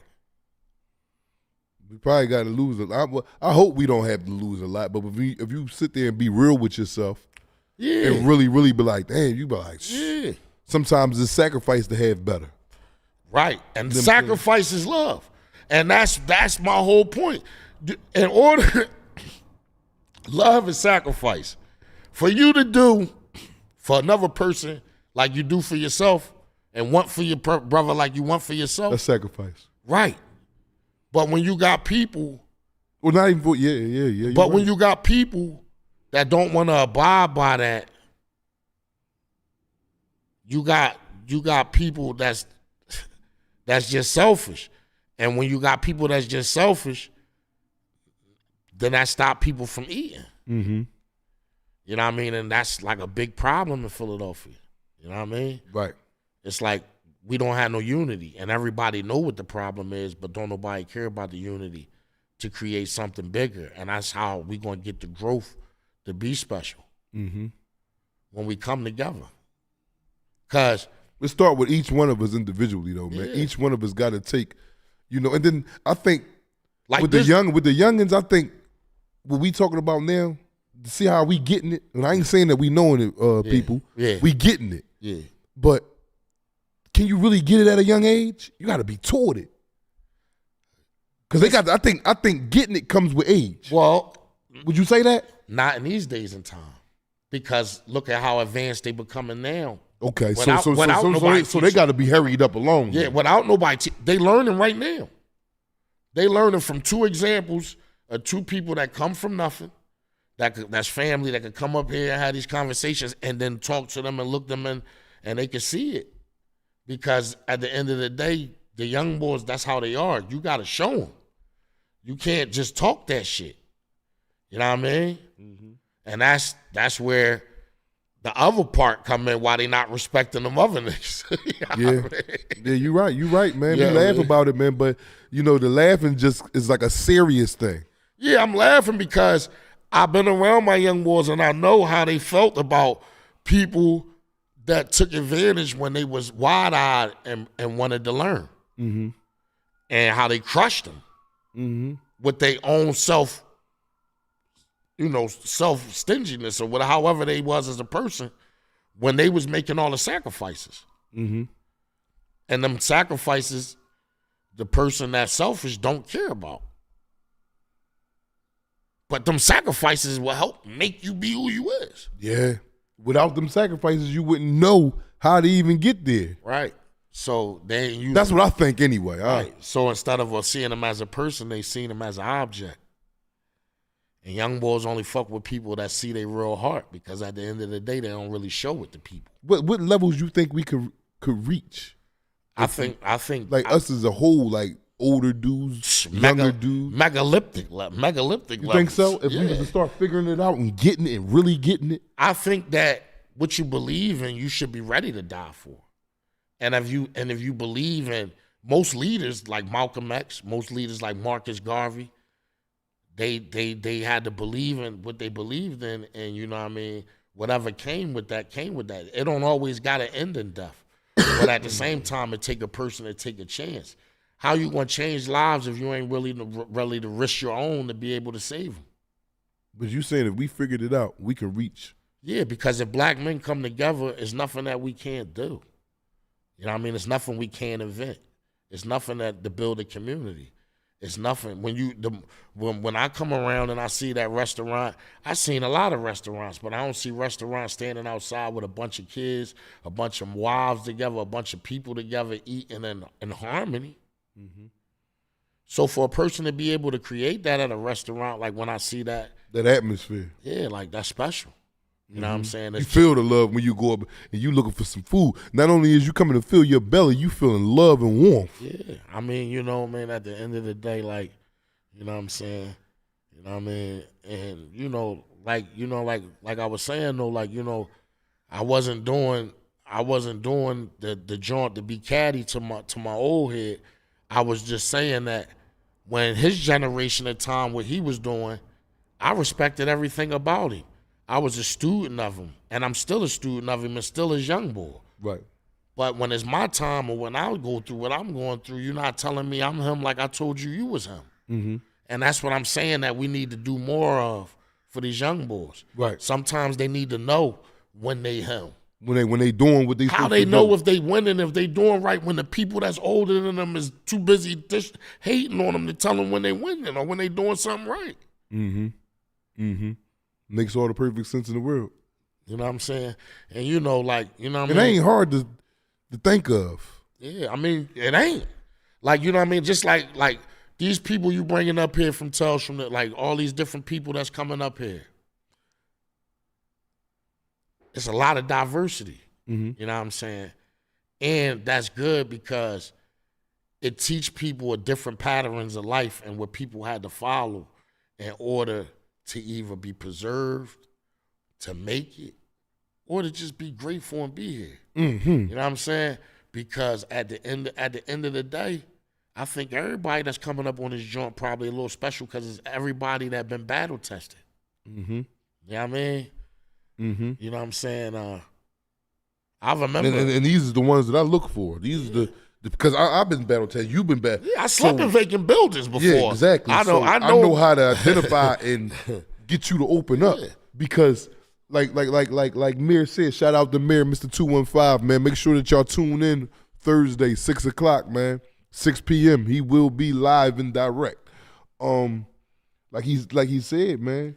We communicate with each other. We gotta I use this platform for a voice to speak. Yeah. You know what I'm saying? And then hopefully it can reach others. No, it can. It can. And you're doing it. You definitely doing it. I'm proud of shit of you, man. And I'm happy for my folks and everybody, I mean, just in general, for coming home and being able to not only maintain out here, but to excel. You know what I mean, out here. You know what I'm saying? And you know what I mean? And that come from, you know what I mean, people having some unity. You know what I mean? Besides that, because I mean, you definitely need some unity. Like, you know what I mean? Because you've been through a lot and you kind of funny looking. Yeah, so I need all the unity I can get. You look like Scooby-Doo. That big little long head. Your paws. No. Listen, we all niggas. If niggas don't know where I come from, dog, we always bust. You know what I mean? But shout out to everybody from y'all, man, BK Wallace from Fairmount, man. I love y'all, man. You know what I mean? We all we got, man. You know what I'm saying? And I'm just happy that I could even get up here, you know what I mean, to do an interview.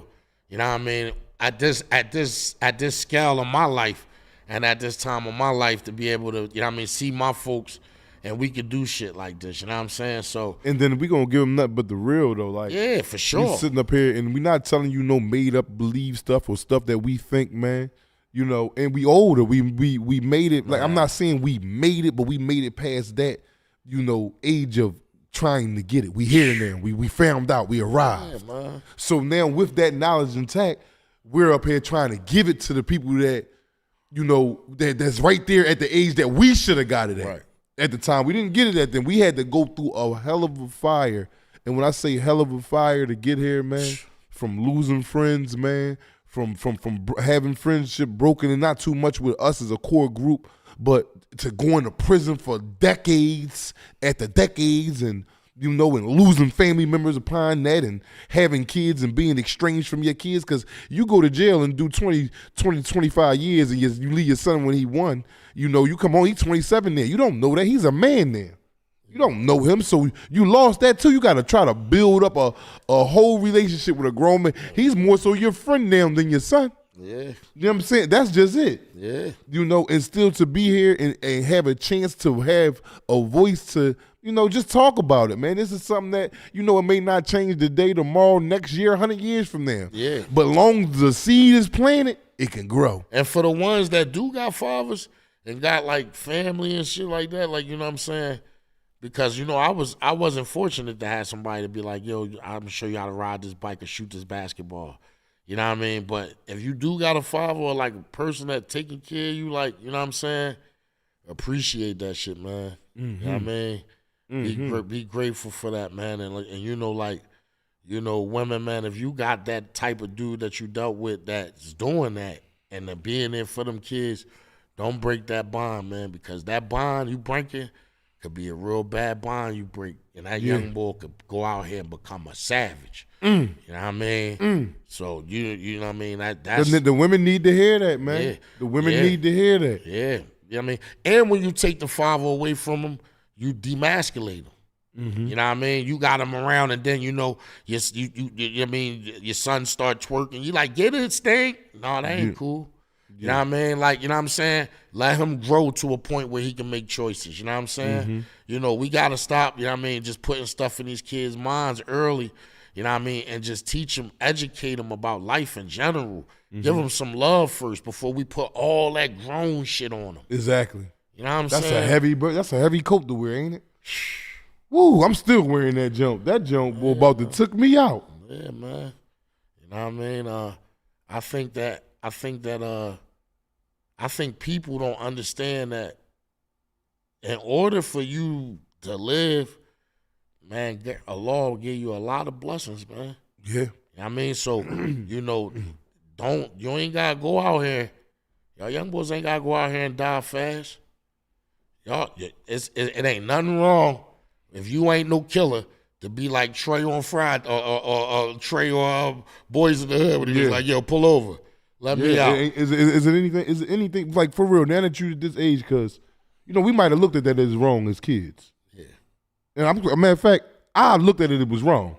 Yeah, I just said he a bitch ass. No, nigga. I did. I laughed at it too. I laughed with Trey. Cold-blooded bitch. I thought it was the funniest part of the movie. But now, after the experience of being in that car and on them rides, that same car that Trey was in, being on them same rides, or other rides that may not have to use a car.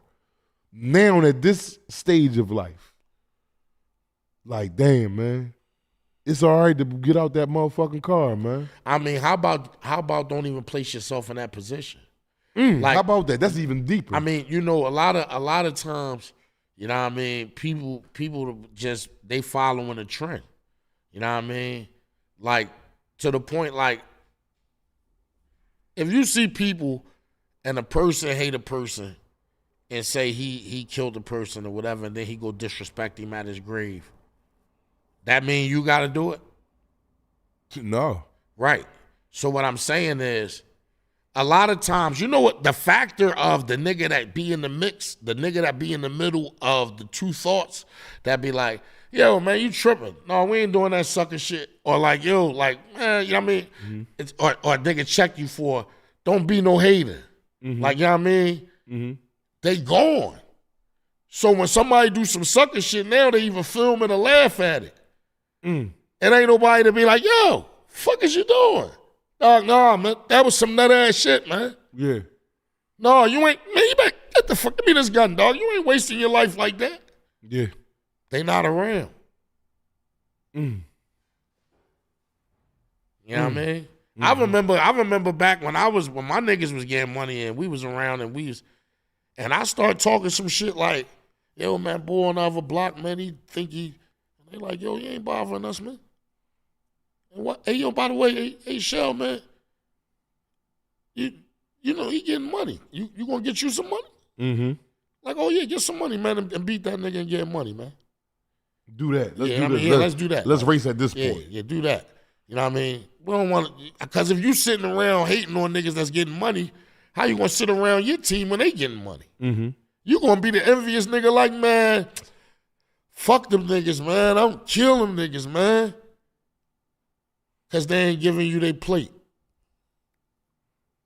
Yeah, man. Yeah, You know what man. I mean?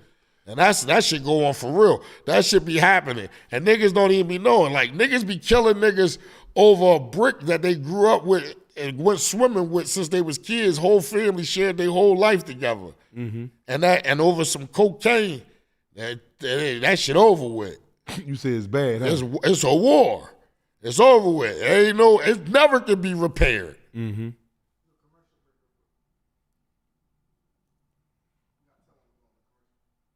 All right, y'all, we be right back, man. We're going to do a commercial break real fast. Hey, look, listen, as you know, your loved one's getting old. Everyone needs home care. You know, you don't know what agency to go with. You see agencies on the buses, you see agencies in the bathrooms. Everywhere you go, you see home care agencies all around. You don't know what agency to choose from because all of them were saying 401k, you know, all of them had a lot of the same things that they offer. Vacation pay, top dollar. You see it everywhere. So you see these home care agencies and you're trying to pick and choose, trying to weed out the real from the fake. You don't know which agency to choose. You don't know who I'm going to choose, what I'm going to do. What you do is you contact us. No more long lines at the welfare office. No more, waiting for someone to call you back. You don't know who's going to help you. You heard all this stuff before. I'm going to get you your services. I'm going to get your mom approved. I'm going to get your grandmama approved. I'm going to get your brother approved. Whatever. You hear all these things. People want to get you set up, get you going. But you're still sitting at home waiting to get home care services to get approved. Call us. We'll help you. 267-982-0342. 267-982-0342. Contact us. I'll point you in the right direction of what agency to choose. That's 267-982-0342. 267-982-0342. Call now.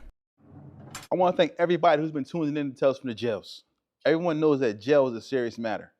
Us here at Tales from the Jails, we are offering something special to anyone who is currently in prison, on their way to prison, and actually those who are returning from prison.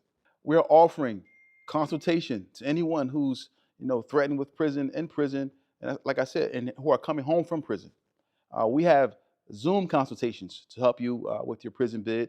For those who are going to prison, don't know about prison, don't know what to expect, don't know if it's going to be, all these horror stories you hear, all these things. We tell you what exactly to expect. We give you consultation on how to deal with these difficulties of prison. It could be through Zoom. It can be in person, where we talk to you in person. We do intense prison preparation. We also offer business management for those who are incarcerated. We also do post-prison consultations. So if you're ever looking for consultation, you want to know what's going on, want to be prepared to go in, like you want to be prepared to come home, contact Tales from the Jail. That's talesfromthejail.com. Talesfromthejail.com. You see it right here. Talesfromthejail.com. Reach out to us today.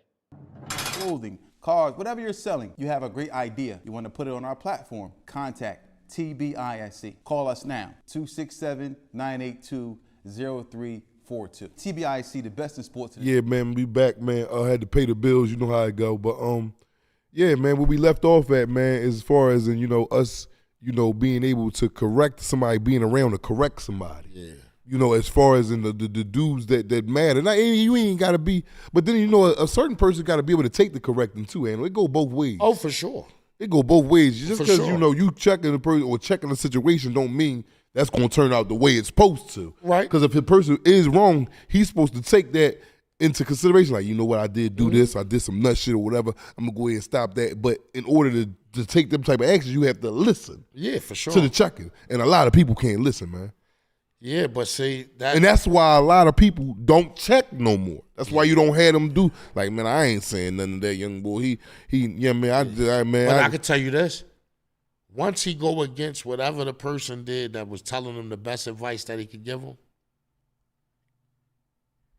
and he falls short, because most of the times you do. When a person try to tell you the best positive thing they can tell you about yourself, for you to try to correct it, and you stuck in your ways and don't want to correct it, right?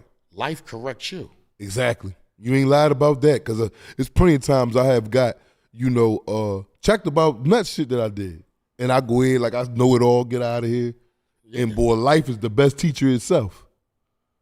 Life is the best teacher itself, man. Life don't got no feelings for you. It don't care how you feel about it, whether you're sad, whether you're glad, it's just gonna do some correcting. I mean, you gotta think about it. If you got these young boys and they like 2019 and they dying, right? 2019 they dying, yeah. Yeah, they dying. And they saying, how long will their name last as the generations go past? At the generation, how long would a name last? Well, come on, man. Just think about stuff, man. The only one that's gonna remember you for real is, probably a few of your friends, probably. Relatives, and they'll forget about you, but your mother and your father, if he was on deck. But your mother carried that to her grave with her. But after that, everybody else is a question mark of how long. How long do you be thought about? Man, Listen, everybody done lived and everybody done woke up in the morning. Yeah. But ain't nobody die and come back. No, ain't nobody did that. They can say whatever the fuck they want. I need to see a motherfucker die and come back. Right. Like, get shot in their head and be gone and to come back from dead. Listen, we know what this world feel like. We don't know what the next feel like. And if you think all this shit happening in this world with all these lights and like all this shit that's going on in this room, that's really a salt speckle to what it's going to be like when you leave this motherfucker. You going to realize, and it ain't going to be nothing you can do about it. So, if you a motherfucker that's like in Michael Jordan, the killing, know that you're going to get killed. If you a motherfucker that run around, just doing fucked up shit, know that fucked up shit going to happen to you. Life and energy is what you create and what you make, you know what I'm saying? Yeah. Because of the the direction and what you choose to walk in. And exactly. However you choose to be. You know what I mean? So, ain't nobody going to win in the killing game. Yeah. Ain't nobody winning that drug game. It's the only thing that's guaranteed, death. So you can either go early or you could go, I think everybody need to think about generational wealth. You need to figure out how you can take care of your generation of family and make sure your family don't have to go through the fucked up shit you went through. Right. And that's when everybody need to be studying on, because everything has a time frame on it. Cars, life. Life has a short time frame on it. Yeah, you never know when that'll be up. Yeah, and you know what I mean? So, the best thing you try to do, you know what I'm saying? Like I said, man, is try to move in the energy and be the best you could be, you know what I mean? And try to live a certain type way where you're away from a lot of negative shit, you know what I'm saying? I mean, it's a difference if, like, you know what I mean, you walking down the street and you're struck by lightning. Yeah. Then a motherfucker Yeah, but you don't want to wait till it's too late, man. Yeah. A lot of dudes out here, man, if death don't come get you, I like to talk about the two coffins. You got that coffin in the ground, or the two graves, I should rather say. The two graves, you got that grave in the ground, after you are deceased, and that's for those that don't know what that means. It means no longer upon the living, unalive, all the things that y'all like to say, or that penitentiary. That penitentiary is a grave, man. That's a miserable grave site. And now, see, with the penitentiary, that you get that death don't offer you is you got to think about an action that you took that you could have made another action to. Yeah, because the whole problem with people is they don't want to be real. Everybody living a fake life. Everybody trying to be politically correct. Why? Live life, be who the fuck you gonna be. Be who you are as a person. Mm-hmm. You saying everything will make out better with that. If a person just woke up every day and been him or herself, regular self every day. All right, for instance, right? Yeah. Everybody throw that shit on, right? Yeah. What they do it for? To attract. I knew if I got dressed and I put on my fine clothes this morning before I go out, in my mind, I'm like, I look good for the people. Yeah. For the masses. But you do real, it too. But for real, it's the man that make the clothes. Well, it's the man that make the money. It is. It's the attraction of things you want from life. Why niggas try to throw that shit on? They want the bitches. Right. They want it. That most of the exactly, time, to niggas impress. Yeah. But that's cool. But what about all the other shit? Like if you look at Instagram, right? Mm-hmm. Everybody try to picture a perfect life on their gram. You got people. The reason why what's the name blew up? What's the girl name? Who? From Baddies. I don't know. What's the girl name from Baddies, y'all? She the one from Philly. The biggest one. Yeah. Oh. Meatball. I think people took to her because she wasn't trying to be like everybody else. She wasn't trying to be politically correct. Mm-hmm. It made it interesting. Mm-hmm. Because you got so many people that want to be something that they not. Mm-hmm. You know what I mean? And that's where the problem lies. Don't nobody, all right, everybody's scared to get their ass whooped. Mm-hmm. That's why everybody's shooting. They're like, we punch with these guns. Mm. You know what I mean? Because they got too much pride and too much a chip up on their shoulder from emotions that they've been hiding in from life. Mm-hmm. If you see a person most of the time and you like, damn, that nigga just be killing motherfuckers, dog. It come from pain. He ain't just wake up one day and be like, yo, I'm just gonna kill motherfuckers, man. He done went through some things before he might have been left. in his house. His dad might have raped him. Mm-hmm. You don't know what and I'm telling you, I know, motherfucker. Listen, I got a homie right now, very successful, bro. Mm-hmm. Very successful. He opened shit all across the world. You know what I mean? Mm-hmm. Positive, smart dude. Get into an altercation one night with his family member. Me and him always had pain conversations of growing up because he was a foster child too, and like all that, right? And then he say, why they get into an argument, he like, man, y'all don't understand me, man. Like, y'all don't understand me, man. Y'all ain't been through what I've been through. And we like, nigga, we all been through something. He like, nigga, your dad ain't fuck you. Damn. Yeah. And I instantly. You can't even say nothing to a man I shut like down. that. What can you say? I hugged him. Oh, you hugged him? My brother. I ain't never know you went through no shit like that. How you looked at him after that, though? Did it change, like, because I think it would have. I stayed woke with him that night so he wouldn't commit suicide because I felt like that was in the air when he let that out. Yeah, he was at his boiling point. And we stayed and slept in the car next to the building where he wanted to go find out how his dad died. Because when the fight happened, he was coming to the city because his dad had died and he was trying to figure out how his dad died. He was coming to get the paperwork. Right. Down the social, I guess the coroner's autopsy shit, whatever. Like, I mean, I just told him, bro, you know what I mean? I don't think you need to know that. You know what I mean? Just go home, man. Go home to your family, man. Yeah. Because, I mean, you already piling shit on top of what you've been through. Trauma. That's trauma. Yeah. When he blurted that out, like you said, I would have shut down. I did. Like, cause what am I going to possibly say to this man? I'm gonna keep it a beat, bro. I shut down, I hugged him, and I cried with him, bro. And for him to book, because a nigga want to take that to the grave with him. Yeah. He was at his breaking point. Yeah. I mean, you know, man, people been through shit. As a kid, I was molested. Right. You know what I'm saying? Right. So you can't never say, you know what I mean, to know what a motherfucker been through to not like, you know what I'm saying? Like, not like to overlook that type shit. You know what I mean? I think that's why I'm so overprotective about my children. Right.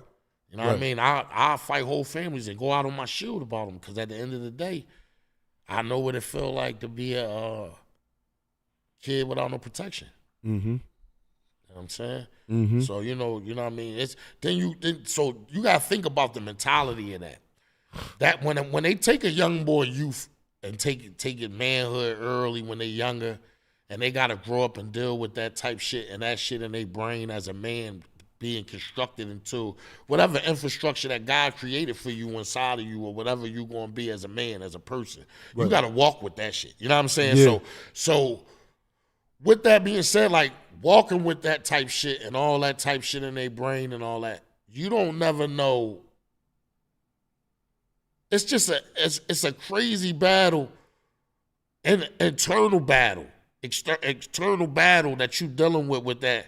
So how you know, like, if these people that done went through this shit or these kids, they not going through it, or like motherfuckers that went through that, you don't think that could make a motherfucker a savage? Mm-hmm. You know what I mean? It's like, you know what I mean? A cold-blooded monster, man. But it's a lot of kids that happen to. Yeah, it is. You know what I mean? It's got kids that's happening to right now as we speak. Mm-hmm. And these is traumas that you grow up with, and then you're expected to walk a straight path or get on the right track, but not to say it can't be done. It can. Because he made a success story out of it. Exactly. Yeah. But he still... Because I don't want to use it as an excuse either, but it's a fact that's there. But he still falls victim to at some points. In life, like when he go through his little... Like, everybody wouldn't know, but I would know because I'm his personal friend. Exactly. And I know I can see it when it's happening. Exactly.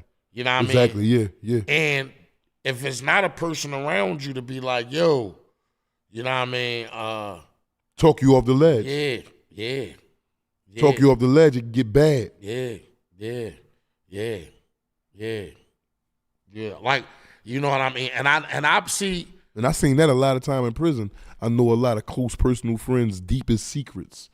And I be damn, he carrying a weight with him. Yeah, I mean, but you got to think about why a lot of women, like when you see them in Philadelphia and they looking mad and you thinking it's just they going through it about their baby father, like probably half the women in jail been raped. I mean, half the women, in the streets that you run across got stories with you. How many times you been with a girl and you be smoking weed or something and the girl be like, yeah, man, I don't fuck with my uncle. He used to touch me when I was younger and shit like that. Like, I mean, I had a girl tell me, this true story. Like, you know what I mean? And what's crazy about her, you know what I mean?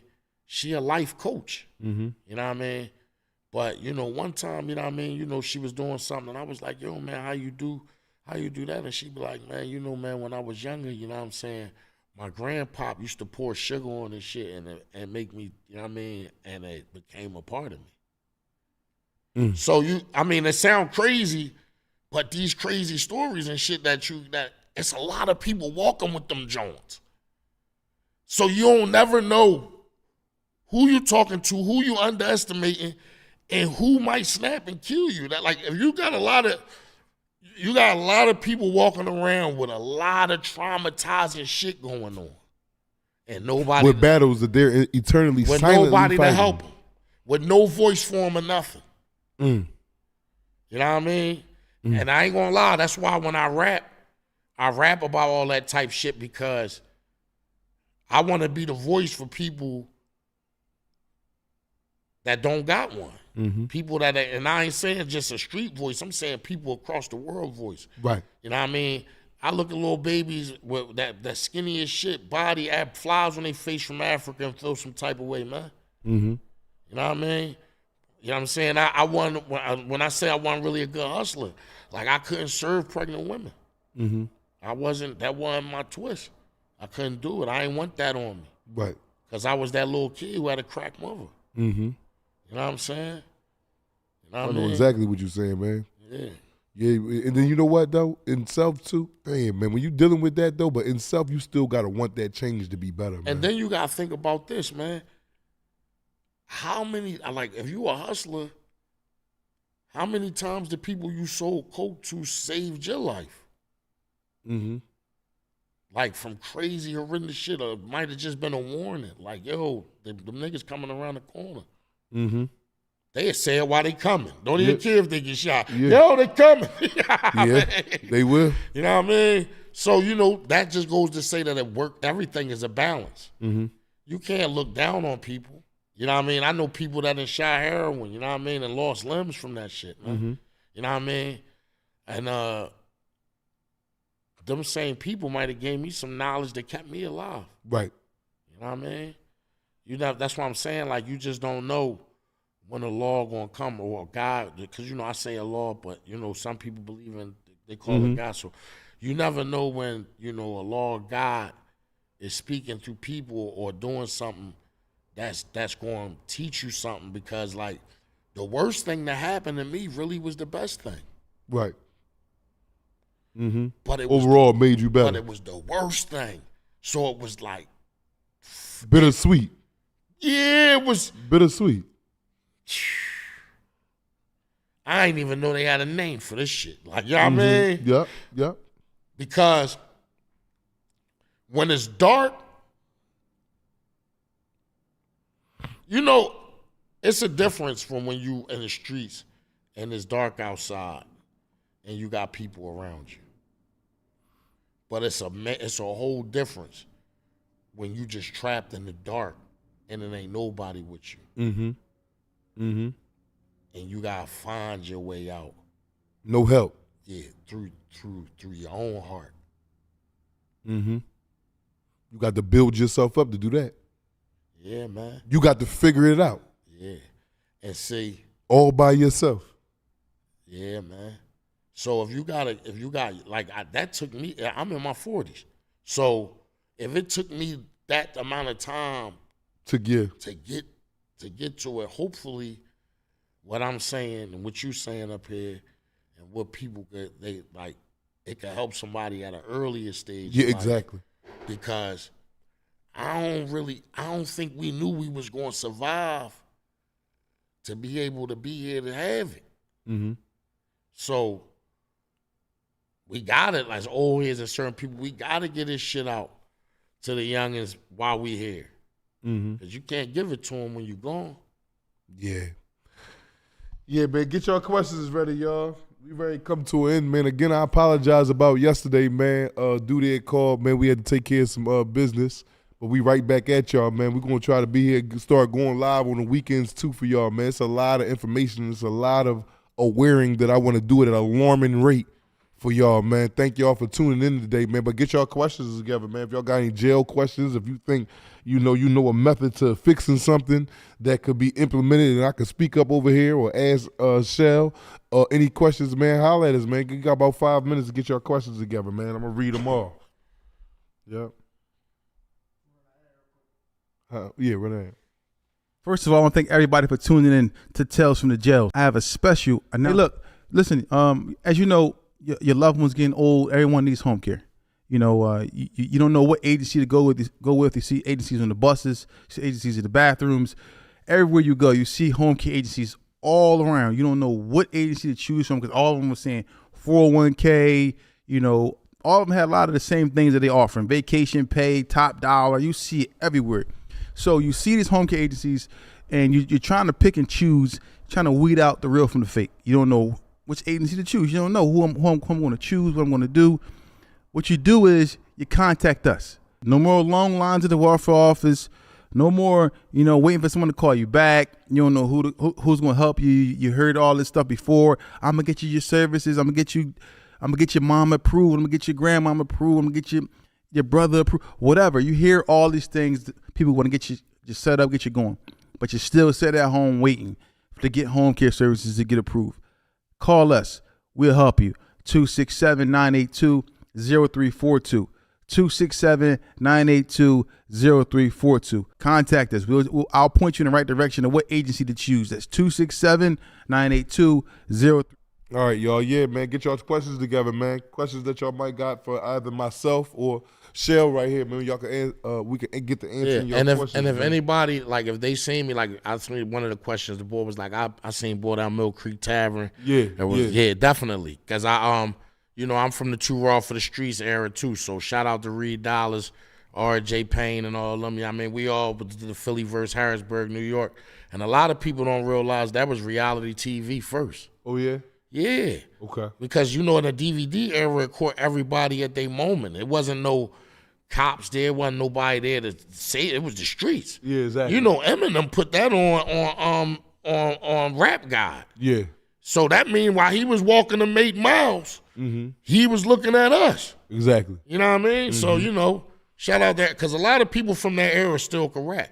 You know what I mean? You got E-Ness, you got Quilly, you got Reed, you got like Frankie Gribbers, you got Sandman, you got a lot of them people, they still hot. You know what I mean? I seen y'all had my man Oskino up here. Yeah. And him, shout out to O, man. Yeah, him and Freeway, my folks. Like, you know what I mean? So, like, I don't get into all that, you know what I mean? Because Oskino definitely came up here and, came on one of the podcasts and told them I'm one of the main reasons why he can rap, you know what I mean, and why he's sharp, you know what I mean? So I appreciate him for even shedding light on me like that. And me and Freeway got the single out, you know what I mean, right now. If y'all need to see that joint, it's called Win. You know what I mean? You can hear it on, you know what I mean, go on YouTube and check that out. But hey, yo, so what how Ball was when he was young? Yeah, that's what I wanted to talk about, man. I always knew Ball was going to win doing something. Right. His head. He always, as a kid, he had an abnormal head. Right. What you mean abnormal head? So it wasn't like our size? No. Like, Ball grew into his head. Yeah. His head was like it is now, but he was 9. Like, he was a kid. He had the same way body, he had the same way, like, you know what I mean? And he had a big mole, like he had a big ass mole. I was like, damn, this ugly young boy. He looked like one of them, like, Tyrannosaurus Rex type little dinosaurs or something. You know what I mean? But I ain't gonna hold you. He wasn't never no fucking dummy. Yeah. That motherfucker was smart ever since a kid. Even how he delegate, how he talk, and how he did shit. He wasn't never no nut, you know what I mean? Right. Boy, that's my young boy. I joke about and say shit about his head and all that shit. I be busting and shit, I mean, but I love the fact that he was the young boy that was under the wing of the others, but so people believed in him and they did right by doing that. He was, you know what I mean? He was perfect, because for somebody to see something in a person 20 years ahead of their time and then leave them on a boss note, and then 20 years later, they grew to be the boss that they supposed to be and could be there for people that believed in them from that 20. It's some amazing shit. Yeah, right. I agree wholeheartedly. You know what I mean? So before motherfuckers, you know what I mean, be trying to be like, oh, Ball just a nigga that on the show. No, that young boy was very so much out there in them trenches. You know what I mean? You know what I mean? Changed his life around. Free Art, man. Me and Art used to fight in the hole. You know what I mean? Me and Art used to be fighting and be drinking things. Be like, man, stop drinking that Wild Irish Rose, man. I'll be like, man, fuck that. You know what I mean? But like I said, man, all we had was us. You know what I mean? I'm glad that, you know what I mean, I could be on a platform and even be like, damn, man, like where I come from, one of my closest childhood friends is a female. Her sons is shooting me on this footage right here, man, and being like, yo, you know what I mean? They don't even know how much a motherfucker give a fuck about them. You know what I'm saying? But, just in general, like, the growth of me, You know what I mean? I used to be an alcoholic. I used to be a fucked up nigga, fucking niggas up on Lancaster Avenue, doing all types of nut shit. I fight at every party we go to. I start shit. I would get into shit. And you know, motherfuckers, Get Money niggas made me pay for that shit. They was like, you know what I mean? When that black ball get on you a little bit, you know what I'm saying, and you can't eat like you was used to. When we was letting you rip and run and you was eating, you know what I mean? You know, you learn. You definitely You know what I learn. mean? And then, you know what I mean, taking hits. Like my man, rest in peace to my man Supreme, man. We took a hit for over like 450,000, man. We was the first niggas to get Amigos 50,000. Rico Love 30,000, like at the Leacourt Center 2014 and all that, man. And you know, when my man passed, you know what I'm saying, people ain't even come and give a, you know what I mean, give a car to him and say like, damn, you know what I mean, you was, but when he was here, he was in cars that transform. You feel me? So, you know, like that's what I'm saying, like, you could be on top, you could go like this, you could be, the best thing you could do is think about generational wealth, man, and be grateful, man. And that's just it. Everything ain't that deep neither. You know what I mean? Everything ain't worth catching a body. You say everything over here. No, but some principles, just as principles.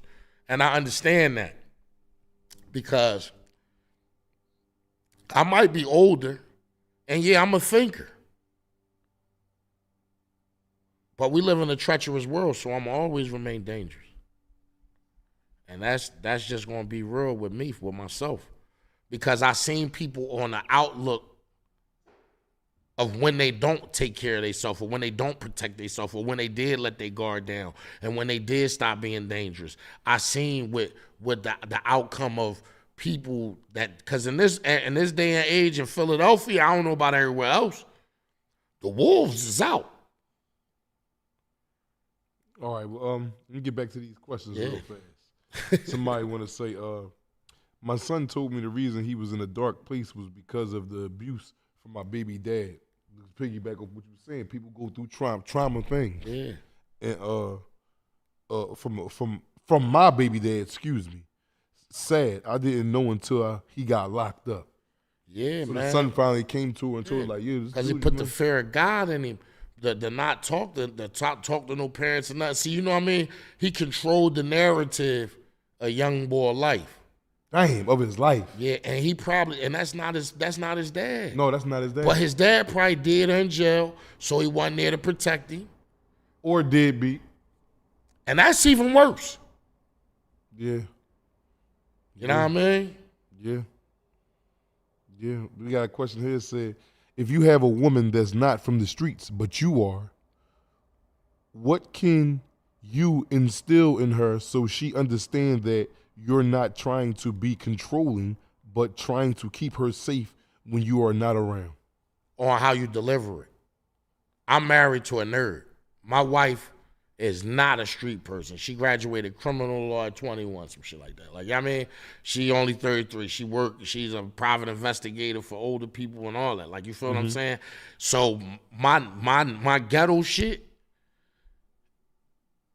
if I give it to her in a way I would give it a street version of it and talk to her, she can't digest that.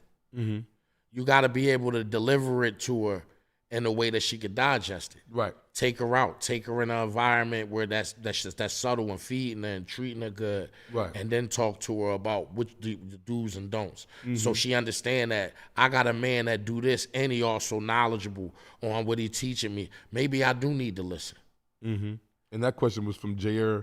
I mean, because aggression ain't gonna win with that. Because women, they not the physical. Exactly. They sharp with the tongue. They're very sharp with the tongue. Yeah. That's something I'm learning. Yeah, that should have pierced your heart. Your dick could be this big. If a bitch tell you, you little dick ass nigga, your dick little. You mentally, if you a bitch ass nigga, you's a bitch ass nigga.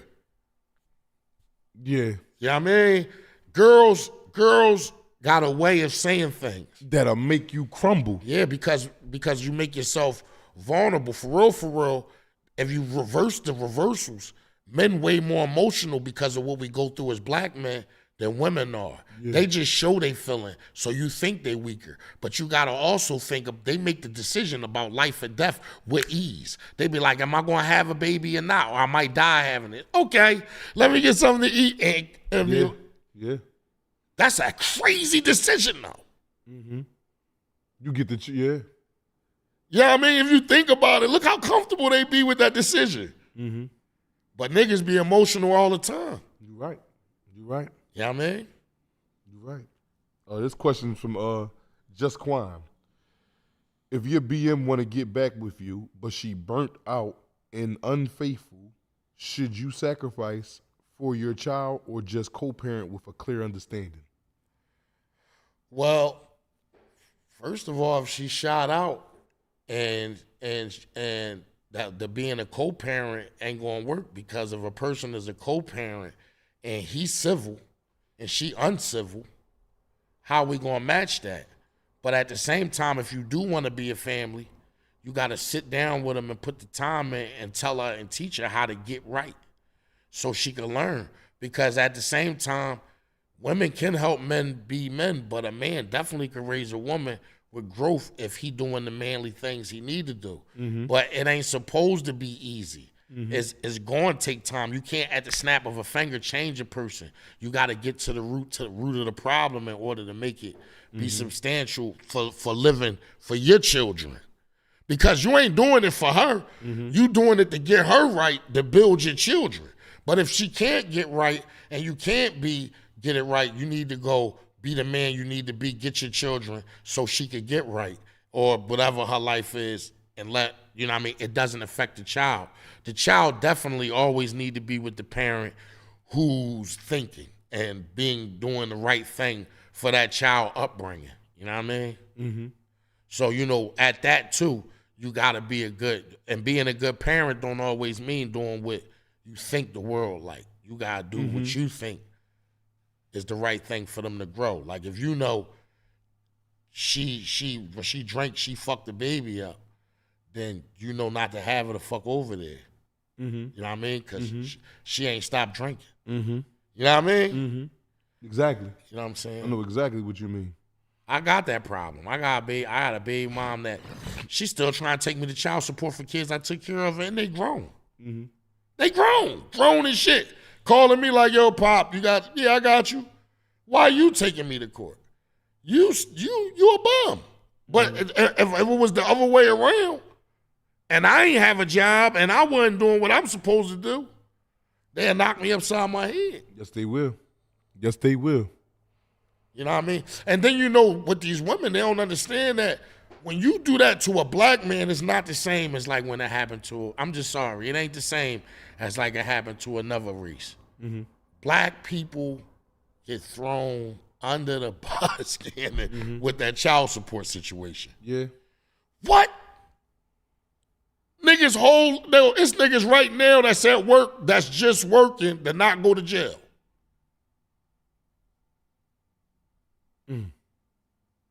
No, hear me out.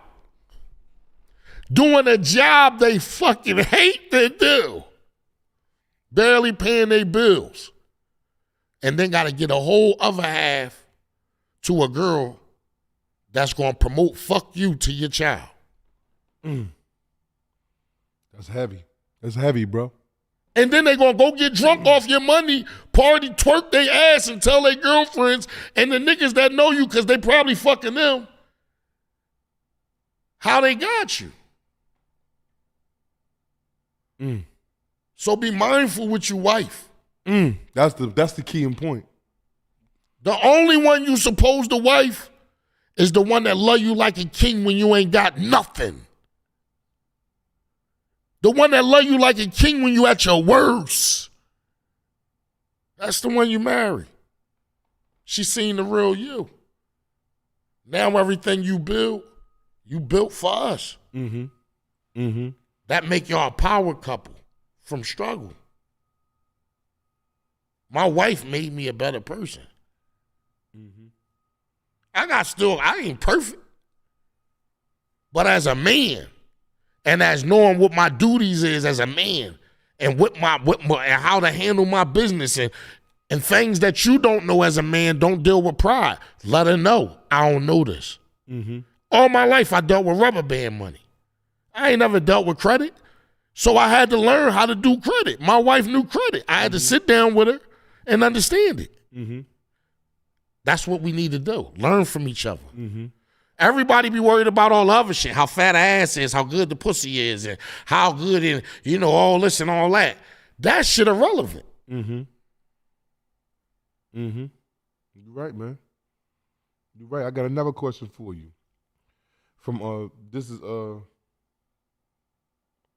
from Jeray Ricks. I hope I'm saying that right, man. My father is locked up. Only been in my life 5 years out of my 28.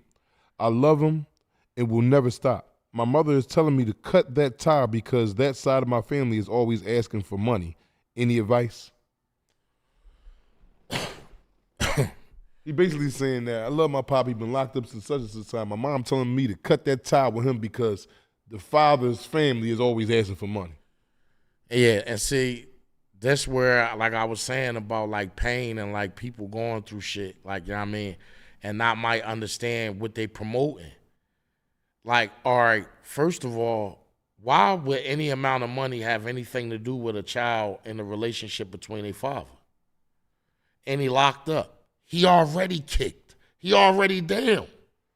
The only thing that might be keeping him alive is that young boy knowing that young boy love him or that young girl love him.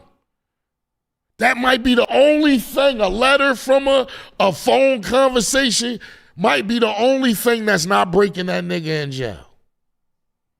Women, y'all gotta stop trying to hurt motherfuckers when they at their worst. It's just an evil thing, man. You know what I mean? It's just, he already behind walls. He already got a person telling him, lift your nuts up, open your ass, man. You know what I mean? Undignifying. Like, and they racist in jail. A lot of people don't be knowing, like, COs will call you a nigga and all that, man. You don't know where he at, what he going through, man. Let that child have that relation. Young buck, you know what I mean? Don't stop loving your pop, man. You know what I mean? Don't stop loving him. He going through a hard time right now when it's dark. He need every little bit of shed of light he got. That money that she worried about right now ain't gonna have nothing with the effects that might hurt you later on down in life. From not having your father or turning your back on your father. He might be the one to come home and get you right.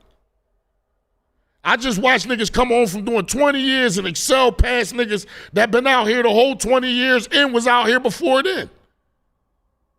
Because they was too busy doing the same thing. You know what I mean? At the end of the day, man, love your pop, man. Don't let your mom dictate your heart. But you can respect her to the fullest. You hear that, right? Did you hear that? I hope that you heard that. I hope that you heard that. I'm trying to keep up part. I mean, as a man, as a child, we no matter what, we gotta honor our mothers. Yeah, that was major right there. That was major.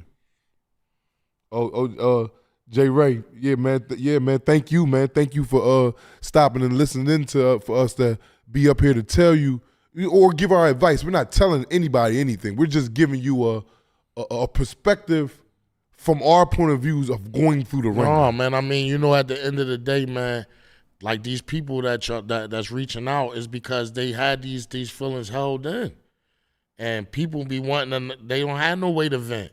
So, you know what I mean? We trying to be the option for you to be able to do that. Mm-hmm. You know what I mean? My folks is, you know what I mean? I'm an artist, you know what I mean? But I'm just here giving my perspective as a man and as of what I would love to be able to do for the youth. Because if I seen you when you was on the street corner and you heard me talking that, I would sit here and give you the same thing, man. Yep. You know what I mean? Yeah, that's the only way I see it too, man. It's just, it is what it is, man. There's certain things that you got to follow, man. That's it. Certain things that you got to follow, man. You know, everybody loves controversy, right? Mm-hmm. But, you know, controversy only creates a certain type of energy. Mm-hmm. It's other energies in the world that could be created by people that have a better outlook. But since controversy sells and makes money, they promote that more than the growth of people teaching or showing by example on how we want to be better ourselves and how we want to better the world. Mm-hmm. So, you know, that's not going to be a big ticket unless you got people that's on these type platforms to be able to exercise that. Exactly. You know what I mean? Exactly. I agree. I fully agree. So, you know what I mean? Shout out to Tells from the jails to be able to do that. Mm-hmm. You know what I mean? It's an outlet. Yeah, it's a release. I mean, you got to look at it. You brought me up here. I talked to you. You talked to me. We showed it to the world. The world paid attention. They asked questions. We tell them what they think, what they need to hear as our best perspective. And if they could get something from it, then we all won. I got another question for Just Quan. I hope I'm saying that right, Just Quan. You guys being from the streets. Well, that was from being, that's past tense. Yeah. We are both law-abiding citizens now, but still have street mentality, the way we look at things when I say mentality. Well, not that I'm gonna go back and sell some crack, because I'm absolutely done with all that. But that's not what made us street. We just was kids in the ghetto. You know what I mean? And you know, at the end of the day, like, you know what I'm saying? What was his question? His question is, you guys being from the streets, can you guys tell everyone 5 tips of escaping hood mentality? I would say 1 is anything that's negative that because you get a feeling in your heart when things ain't right. It's up to you to act on your keen instinct to either get away with it or participate in it. 2, you got to stay sucker free, because you are what you surround yourself with. If you sit around people that's just constantly negative, you know what I mean, or people that just, eventually birds in a feather flock together. You know what I mean? Don't never be a yes man, because most people that's doing all the ghetto shit that they doing, they riding the wave. You know what I mean? And that don't have to be your wave. Ride your own wave, because if you your own person, then you're going to be out doing your own shit. You know what I mean? I think 4, you know what I mean, always work towards doing something to get out of the ghetto. You know what I mean? It don't matter if you start working at something small or start working at Mickey D's or something. Put a structure to yourself where you wake up with a purpose.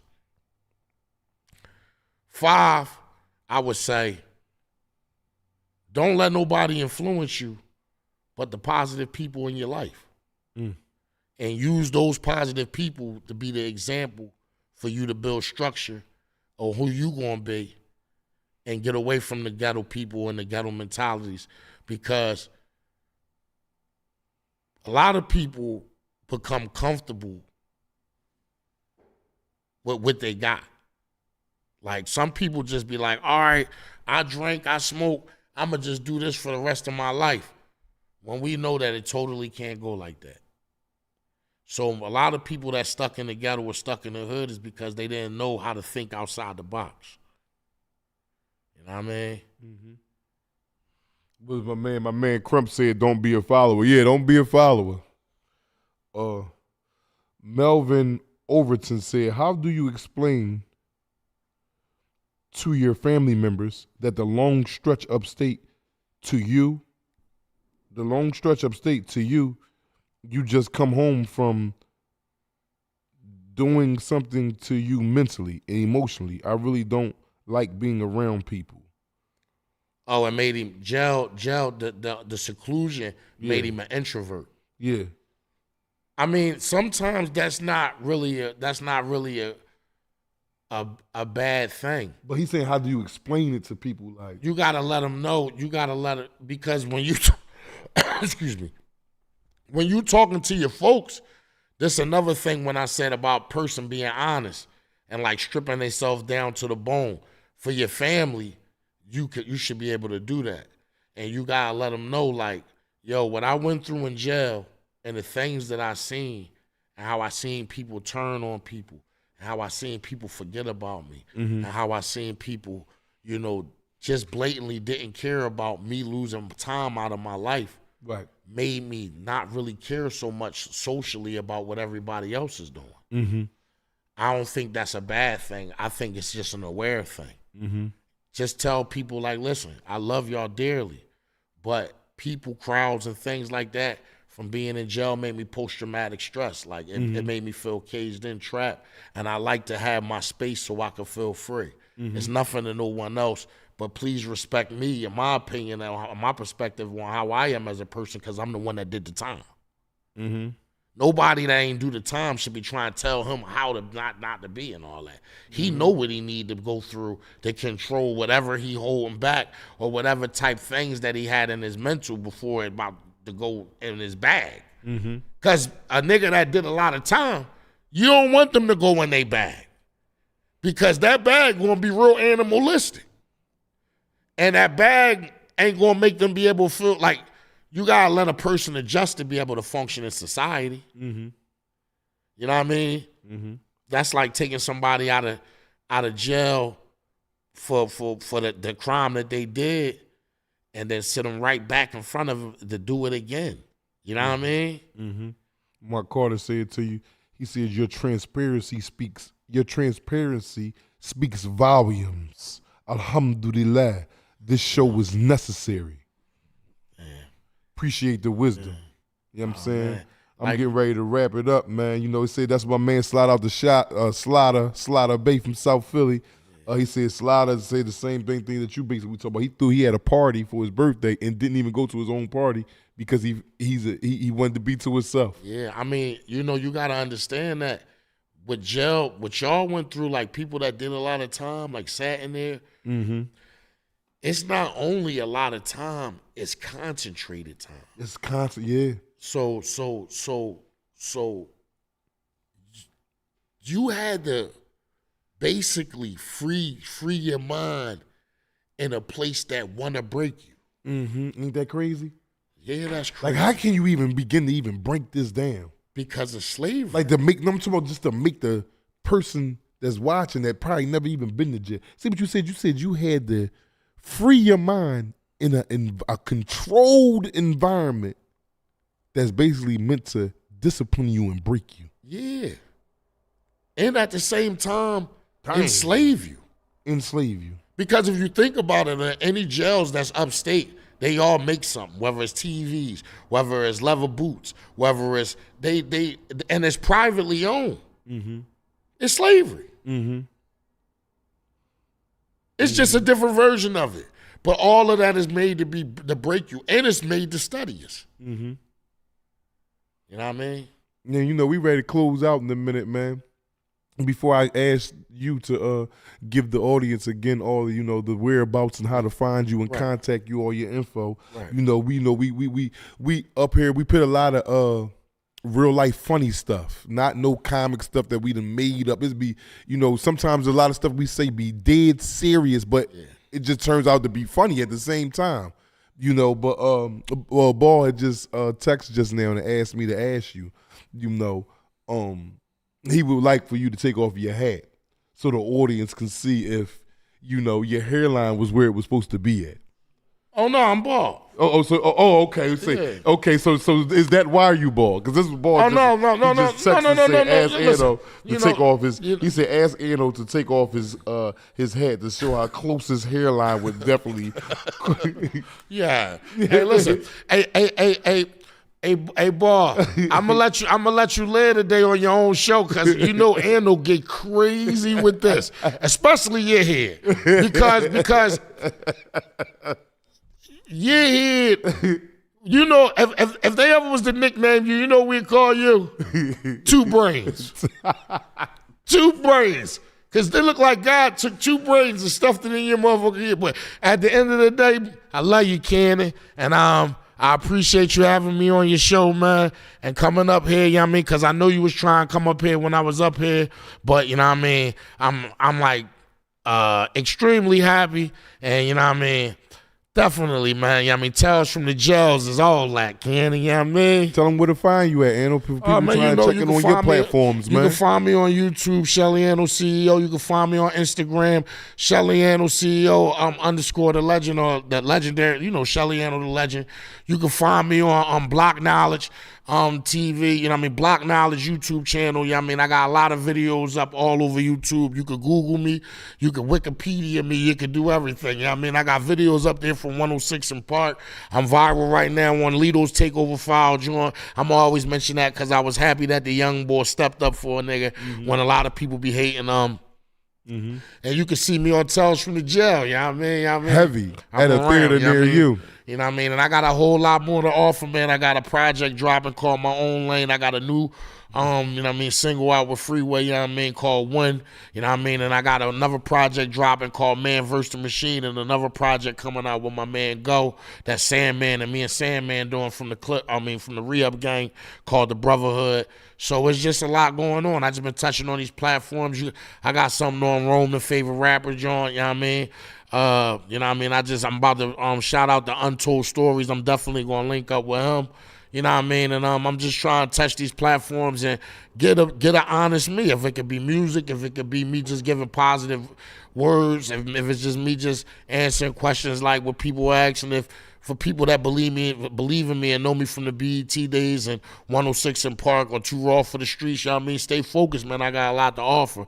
And I also make a clothing line called Be International, and we make something called Legacy. Actually, you know what I mean? I'm wearing it right now, you know what I mean? So, you know what I mean? At the end of the day, you know, y'all tune in.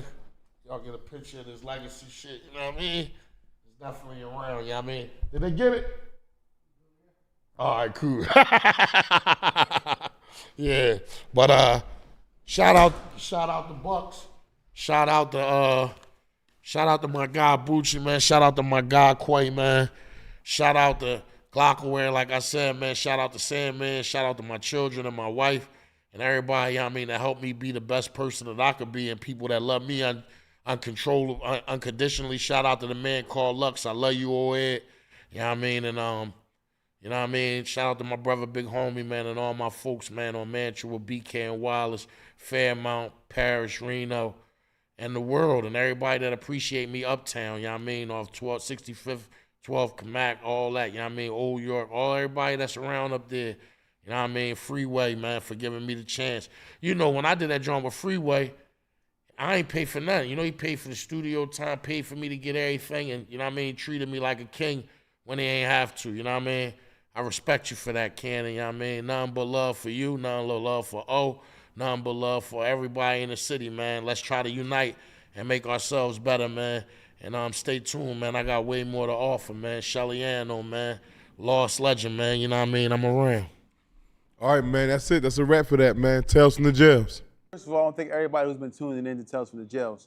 And listen, we need everybody to do something for us. If you really like what you see on Tales from the Jails, you're really interested in what you see on Tales from the Jails, we need you to go to YouTube at Tales from the Jails and become a member. Subscribe as well, but also become a member. That way you can get updated on all the new content as we continue to bring you these amazing episodes. So we want everyone to go to YouTube at Tales from the Jails and become a member.